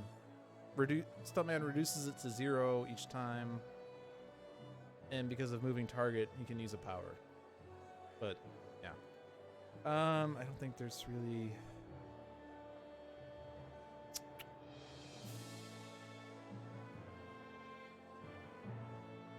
I don't know. I'm just stalling for the next turn, I guess. Let's total beefcake. And then draw a card. And if I hit myself, it redirects. Or no, I can't do anything. Okay, whatever. That.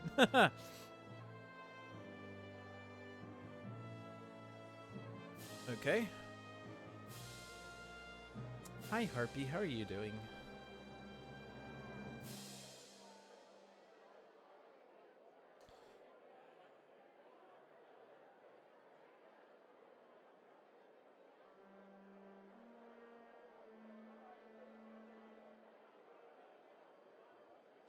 Let's tenuous focus, because I'll flip a thing. You missed everything. Everything. Okay, top card is Uncontrollable Flock. At this ongoing, at the start of your turn, flip an arcane control token. If you cannot destroy this card, then if all control tokens are birds, destroy an ongoing or environment card. At the end of your turn, a Harpy deals X targets 1 projectile damage each, where X equals the number of bird control tokens. Ooh, we went ahead and bought One Deck Dungeon. Awesome. I have really enjoyed One Deck Dungeon with my experiences playing it on stream. It took me forever to get into it. Not really get into it per se. It took me forever to find the time and energy and motivation to actually learn the game. But I did it on stream, and now I'm like not an expert, certainly, but I really love the mechanics of One Deck Dungeon, and I enjoy playing the game even when I lose twice in a row because of bad dice rolls. But I also made bad plays too. Anyway, so what are we doing here? So I'm deciding whether I want to play this or trash it. If I discard it, flip a bird token, which would then involve damage dealing. If I put this into play, then my turn, deal X targets damage based on the number of bird control tokens. But at the start of my turn, flip a control or a arcane token. I'll put this in play.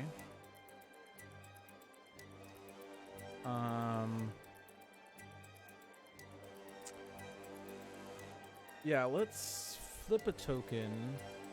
Since this is flipping controls or arcanes, let's flip a bird, deal damage.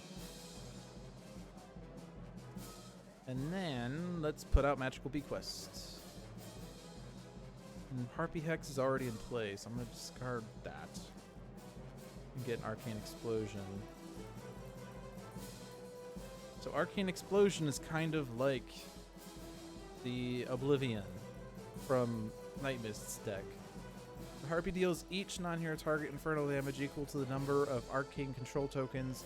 The Harpy deals each target infernal damage equal to the number of bird control tokens. But you first flip a arcane token, so you will deal at least 1 damage to each target.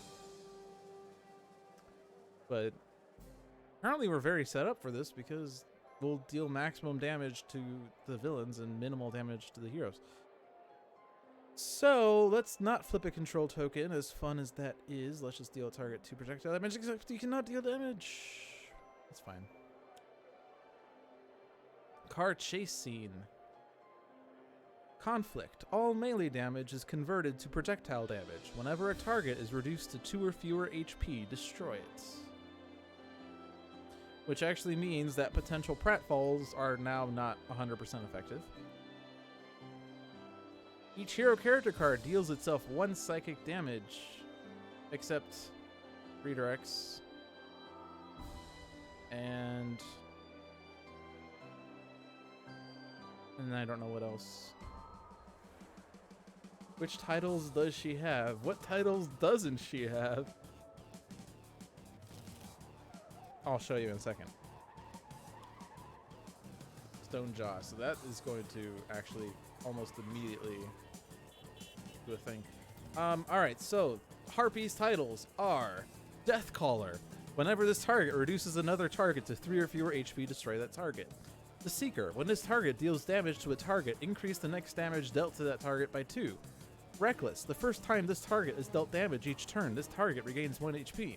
The Unbreakable. If this target would be reduced to 0 or fewer HP, it instead regains 6 HP and destroys this card. Excellent. Each player destroys one of their ongoing or equipment cards, reveal the top card of the title deck, and put it under the villain target with the highest HP. So what titles are still out there? The Indiscriminate. Increased damage dealt by this target by 1. So that's actually kind of tragic, because now moving target's not going to trigger as many times as I wanted it to. But, let's see. Stuntman loves having things get destroyed. When this card is destroyed, you may search your deck for an equipment card, put it into your hand, shuffle your deck, then you may play a card or use a power. Okay. So I can't play Stylish Armor because it's technically still in play on its destruction.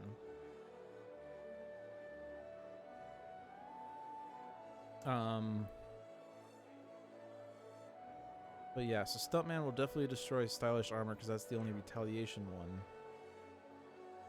And Hidden Mine would be nutso. Lance Flammies, we already have in play. Pistol de Mutual Lure or Stylish Armor. Let's do Hidden Mine, actually. And I'll play Hidden Mine because I'm going to retaliate when Terragon hits me. Guise has to destroy Total Beefcake. Harpy has to destroy one of these things. And I want to keep Harpy Hex. I want to keep Uncontrollable Flock. So we'll destroy Magical Bequest. Oh my gosh, Terragon Rex got the Indiscriminate. No way! Dimkarn the Fearless cannot deal damage, but got Stonejaw. Let's hit... And again, Love Interest should be triggering, but it's not. But moving target, let's do this first. Actually, no, let's not do that first. Because reasons. It's Stuntman, but have Hidden Mine go off first.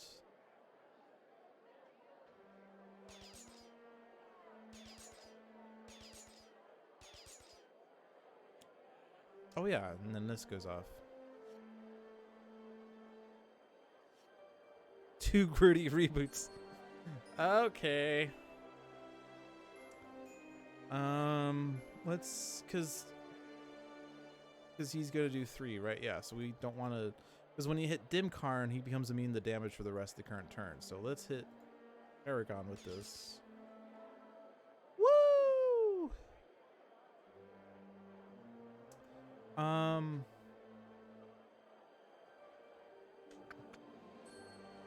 So my intention was for Stuntman to use Lance Flammies to destroy Terragon Rex.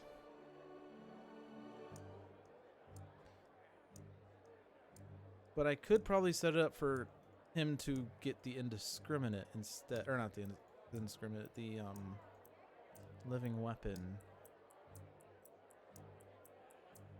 So to do that, I need to deal 1 point of damage to Terragon now. So let's say cheese.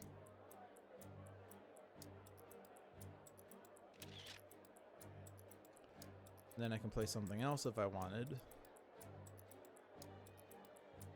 I don't think it will matter though.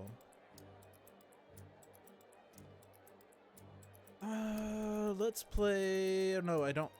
Best card ever is currently in play, so I don't want to play. Where did I leave that? Retcon, maybe? Oh, and by the way, card chasing is in play, but doesn't matter. What can Retcon do? Because it just destroys ongoings or environments. Do I want to destroy love interest because it's not doing anything? I actually like potential pratfalls. And card chase scene is fine. Because it's not really going to do much against me other than maybe huge and immune and get destroyed faster.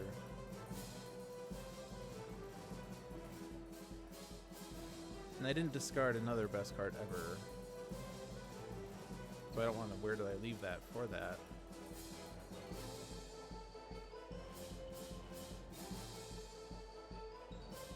So I think I'm going to skip this.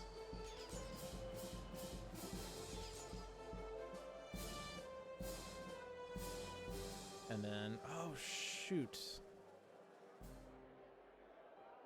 I'm not going to actually get that title. And it's not even because Guise hit this thing. Because it was always going to get destroyed because of Card Chase. Unless I destroy Card Chase so that SotM can get the title. So actually, let's do that. Let's do reboot, gritty reboot. Or not gritty reboot. Let's do retcon, that one. So hit Stuntman. Hidden Mind goes off. And I don't think the order of this mattered. Guise is gonna play best card ever. Actually, I could keep card chase scene, I guess, but because I forgot I did the damage here. But I can still do everything I want. No mint. I lost mint a long time ago. Yeah, so it's gonna be the. Or no, I can't do the point of damage because the 3 is gonna go off. So yeah, I have to retcon the card chase scene for this to work. And then I'll draw a card. Oh yeah, I'm that guy.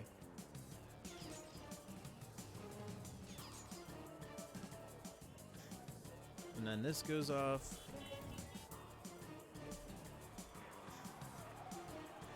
And now I can use my base power to destroy Tyragon Rex and gain the Seeker.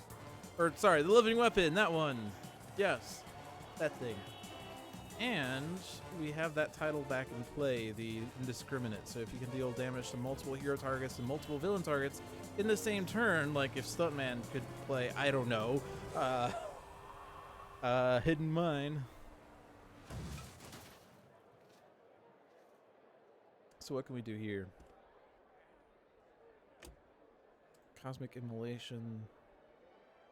That's not actually going to give a title to Lifeline, though. That's only going to do increased damage to Dimkarn.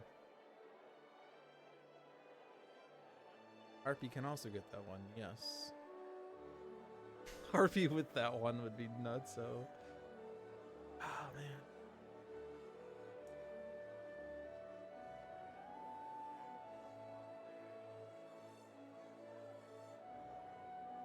Let's repair Leyline again.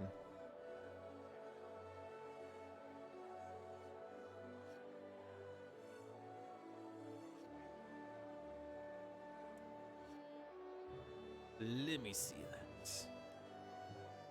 Ooh, Applied Numerology is a great card. So, the card that I just got that, by the way. Applied Numerology, ongoing limited. The first time each hero target we dealt damage by a hero target each turn, you may reduce that damage by 1. Whenever you use a power in the Harpy's play area, you may increase by 1 or reduce by 1 of the numerals in the text of that power. So, self-damage is a little better. And increase by 1 or reduce by 1. Awesome things. And then craft services table. At the end of each hero turn, discard the top card of the environment deck. If the discarded card is not a conflict, that hero regains 2 HP. If the discarded card is a conflict, deal that hero 3 toxic damage and destroy this card. So, cool. Fantastic. And you can see the greengrocer there. So Guise is currently annoyed. Select a hero to use a power. And Kaargra's not immune to damage right now, right? So, I mean, there's a 50-50 chance that Kaargra gets back in there anyways. So I probably don't want to worry too much about not destroying Kaargra. Harpy... Only power would be flipping a control token.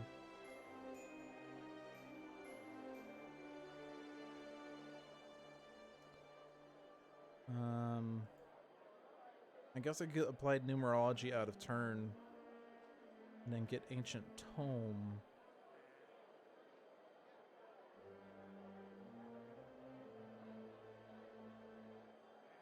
Yeah.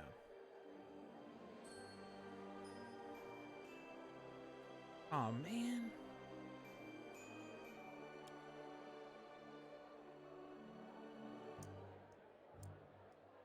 But now this would be reduced by 1 to himself.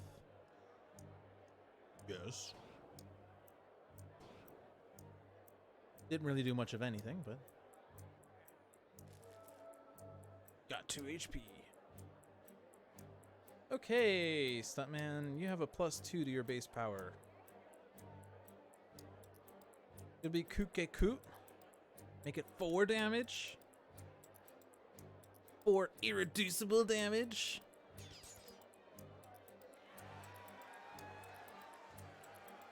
If I could somehow get those 3 titles and take out Kaargra, we would have 20 favor. Is there a way we can do that? Stuntman has been dealt damage by 2 sources. Lifeline 2 sources. So we could try to have heroes hit themselves to get that title. Champion, destroy 3 targets in 1 turn. We cannot get that one though. Indiscriminate, deal damage to multiple hero targets and multiple villain targets in the same turn. Well, unfortunately, there's only 1 villain target, so I also cannot get that one.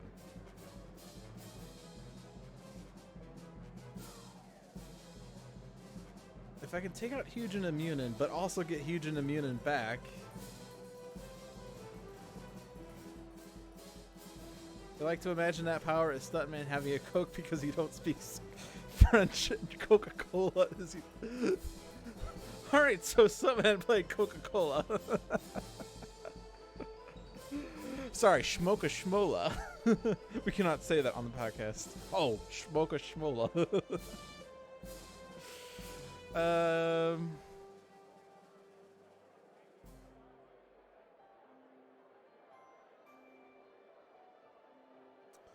Is there a way I could discard cards from the villain deck to try to not get back in there?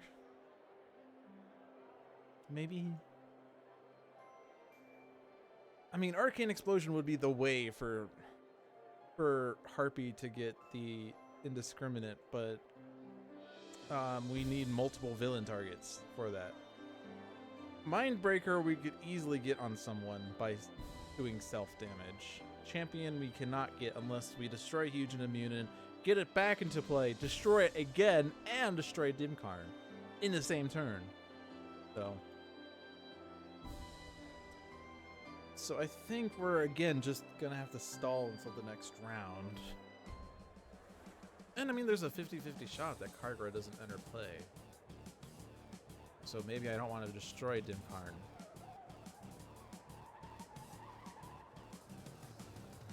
So with that said, let's gritty reboot.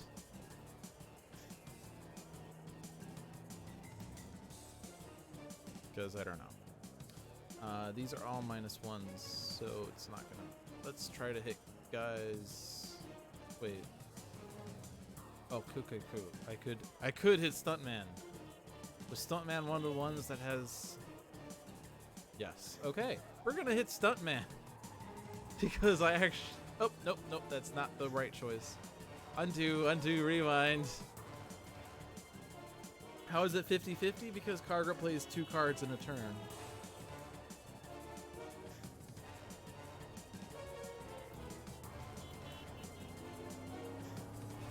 I do do not want to reduce the damage.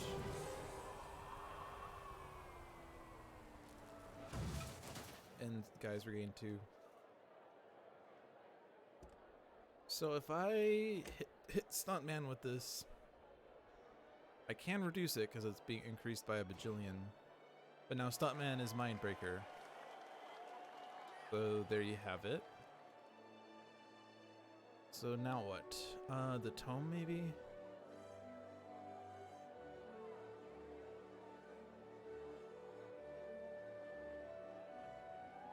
Because I'm not trying to do things right now. So, the tome. Reveal cards from the top of your deck until 2 ongoing cards are revealed. I'm going to increase that by 1.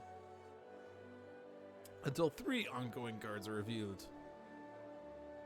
Put 1 into your hand and discard the other ones. Which, by the way, most of these we kind of already have. Conjured Aura. Wait.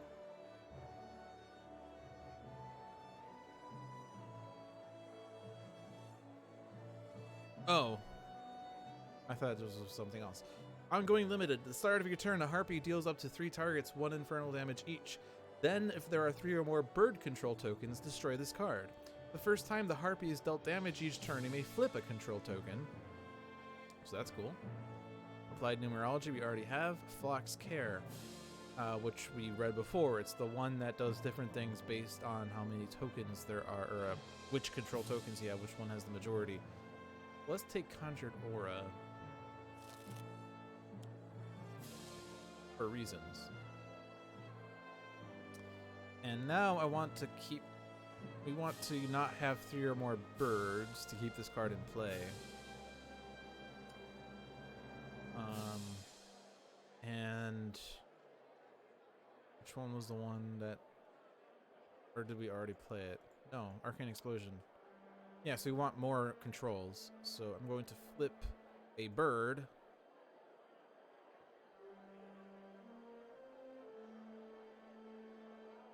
And, yeah.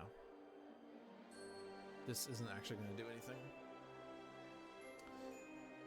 At the end of a turn, Harpy deals things, but that again gets reduced. Ugh. Oh. Wait, why is there a choose? There should not be a choose for me here. I'm only hitting one thing. We've yet to see a conflict. All of my heroes regained hit points. But Jump Scare is out. Which has revealed Death Ray. Prevent damage dealt by Death Ray. So it's scary, but it's not doing anything. Well, it can do something. Antagonist. At the end of the environment turn, this card deals the hero target with the lowest HP 3 melee damage. Whenever a deck is shuffled, this card deals the hero target with the highest HP 1 lightning damage. But he can't deal damage. Oh yeah, so he's not actually going to do anything because he can't deal damage. So we're dealing ourselves things here, but we're going to reduce some of these by 1. I mean, this is... Actually, we don't want the Harpy to deal herself damage. Oh, keeps hitting the wrong choice. I meant something else. I want to reduce the damage. I'm saying no as in I don't want to be dealt damage, but that's not the no I was thinking of. I don't know if it's gonna matter. I guess. Well, yeah, it's not gonna matter because it's gonna reduce one of these by 1. So I will reduce the damage. Then I deal each target 1 psychic, which I can in fact hit multiple hero targets and non-hero targets. No, villain. Oh shoot. Death Ray's not a villain target.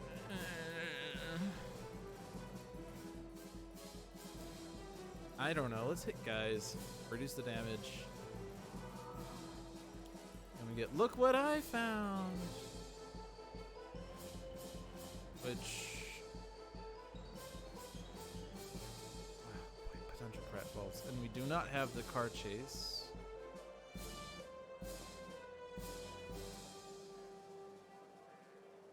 Oh, but this is also going to increase Guise's self-damage. All of these effects happen. I don't know. Let's not hit Game.Kaargra.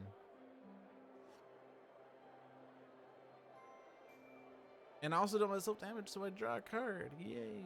Oh, and I guess it didn't matter anyway. Yes.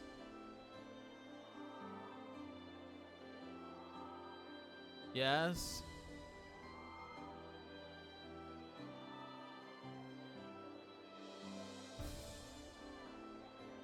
Let me flip a token. I want arcanes. And you're immune.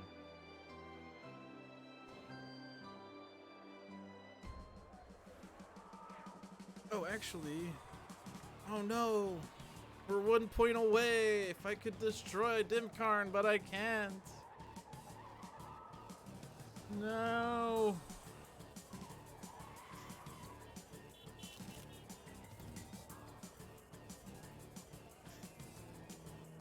Orem. Provocator's hearts. Okay, Kaargra's not here. Kaargra's not here. Yeah, we're in it. We did it. I think maybe. I don't know. Let's see. Bottom card. Selling out.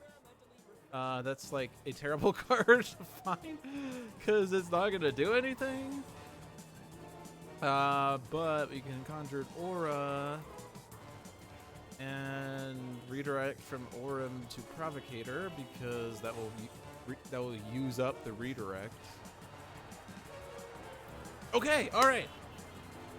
We're in there. We just have to do something, anything, something. You know what time it is? Cosmic Immolation.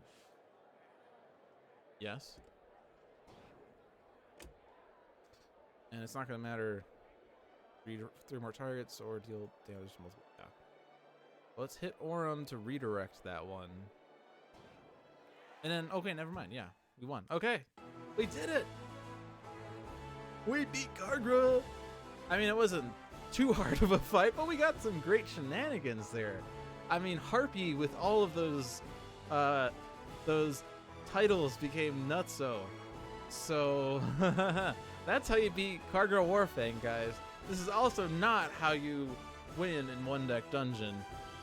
One deck dungeon, more like lost deck dungeon, am I right? And of course, the power of love interest. Yes, so this is why it is still in beta. It is not ready to be released. I don't know what exactly the developers have said. Jeremy and John, I keep saying developers as if they're some higher presence. I don't know what the developers, TD, have said about the release of Oblivion, but as you can tell, we do have all of these decks in the game with art, and most of the effects are working, but certainly, like with love interest, there are some bugs. But yes, for the time being, I can show off decks from Oblivion except for Oblivion proper, which is totally fine because I don't know. I've played 2 games against Oblivion. I played one in person with other people in the Ohio area, and we won. I played 1 game in beta privately and lost. So LDD doesn't roll off the tongue very well. What's LDD? I don't know. So yeah, we can show off those decks now. So for the time being, until Oblivion is released, you can at least tune into any of the Handelabra streams to see this content. So speaking of which, it is 9:16. I'm going to wrap up the stream now. Thank you all for watching. Hope you enjoyed today's stream. Hopefully you learned something useful from these games. Unfortunately, you didn't learn much about how to play one deck dungeon, but oh well. But thank you for watching. I am here every Friday night at 7 p.m. I do apologize for missing last week, but actually, and I will show this off again. And I do apologize, this is going to like make you dizzy, but I got a new machine. This is my new PC. It is super powerful, and it has light up effects, which you can't really tell too much because of the reflection. I could also try to make it brighter, but I don't know how much. Like, it super lights up, and it does different things. That's the flash effect, but that's very strobe lighty. That's strobe. That's fade. That's smooth, but that's even worse. I'm very, very, I'll turn this off because I'm very, like, I'm not prone to epileptic seizures, but I had a friend once that did have seizure-prone things, and ever since then I've been very self-conscious about light effects and avoiding things that could put people into that kind of situation. So sorry. That was more flashy than I had thought. But oh, lose deck dungeon, right? LDD, right? Yes, that's what it was. Or lost deck dungeon was. Oh yeah. Yeah, so anyway, so that's why I was off last week. I got a PC. I was busy setting it up all last weekend. I had to download games from Steam. I had to transfer stuff from my old PC to my new PC. And that's why I had to take Friday night off, was because I was still in the middle of that. I was hoping to be a little more set up, but I wasn't. But I was here this week, and you got to see the power of this new PC. And I will be here next week. I don't anticipate needing to cancel that week. I don't really anticipate needing to cancel all that much for the time being. So you get to see me every Friday night with Dolphin's Dive. Every Sunday night is Tales from the Archive with another Lit Down who does storytelling Sentinels. And I've heard that he's going to do some great stories with this weekend, so you might want to check that out. Every Monday is On Deck with Pirate Savvy and Dover, which is a brother and sister duo who like to have fun with their chat while they play their games. And Tuesday is Handelabra Live. I believe this week we had Jeremy, so that means next week Jeremy should not be here, or might not be here, I guess is the better phrase. He might not be there, but John will be, and maybe someone else, who knows. And those are all the streams that we have. If you like Sentinels the Multiverse and or One Deck Dungeon, be sure to check out the Discord channel, the Handelabra Discord channel, which I want to say the invite is now discord.gg/Handelabra, but I could be entirely wrong. You could also go to the Realm of Discord. I don't have those links handy. I could search for them, but I'm just not going to bother because it will look weird. If anyone wants to share that link, you certainly can. Check out either of those, Handelabra's official Discord or the Realm of Discord, which is the Sentinels the Multiverse in unofficial Discord. Those are two great places to meet fans of the game. If you've just tuned into the stream and you don't know Sentinels the Multiverse and or One Deck Dungeon, be sure to check out the games on Steam, iOS, or Android devices. You can also find them physically. One Deck Dungeon is actually a pretty cheap game on both digital and physical media, and it's actually kind of cute how small One Deck Dungeon is, which makes sense because the sell is that it's a game within one deck, basically. But it's a fun game physically. Sentinels is a fun game physically, but much bigger and requires much more space. Both games are fun to play in person. Both games are fun to play digitally, as you saw here tonight. And I don't really know what else to say. Stay tuned for Oblivion's release, because it might come out sometime before 2020. Yeah, so that's it. Thanks for watching, everyone. Let's actually go put some of the environment music up so you get a second chance of listening to it. Probably don't want to show this. I forgot that you might not have seen that text yet. I don't know. I don't know if I'm allowed to show. I'll just show the cards there. Yeah, awesome. Great. Yeah, so you can see me next week. Bye, everyone.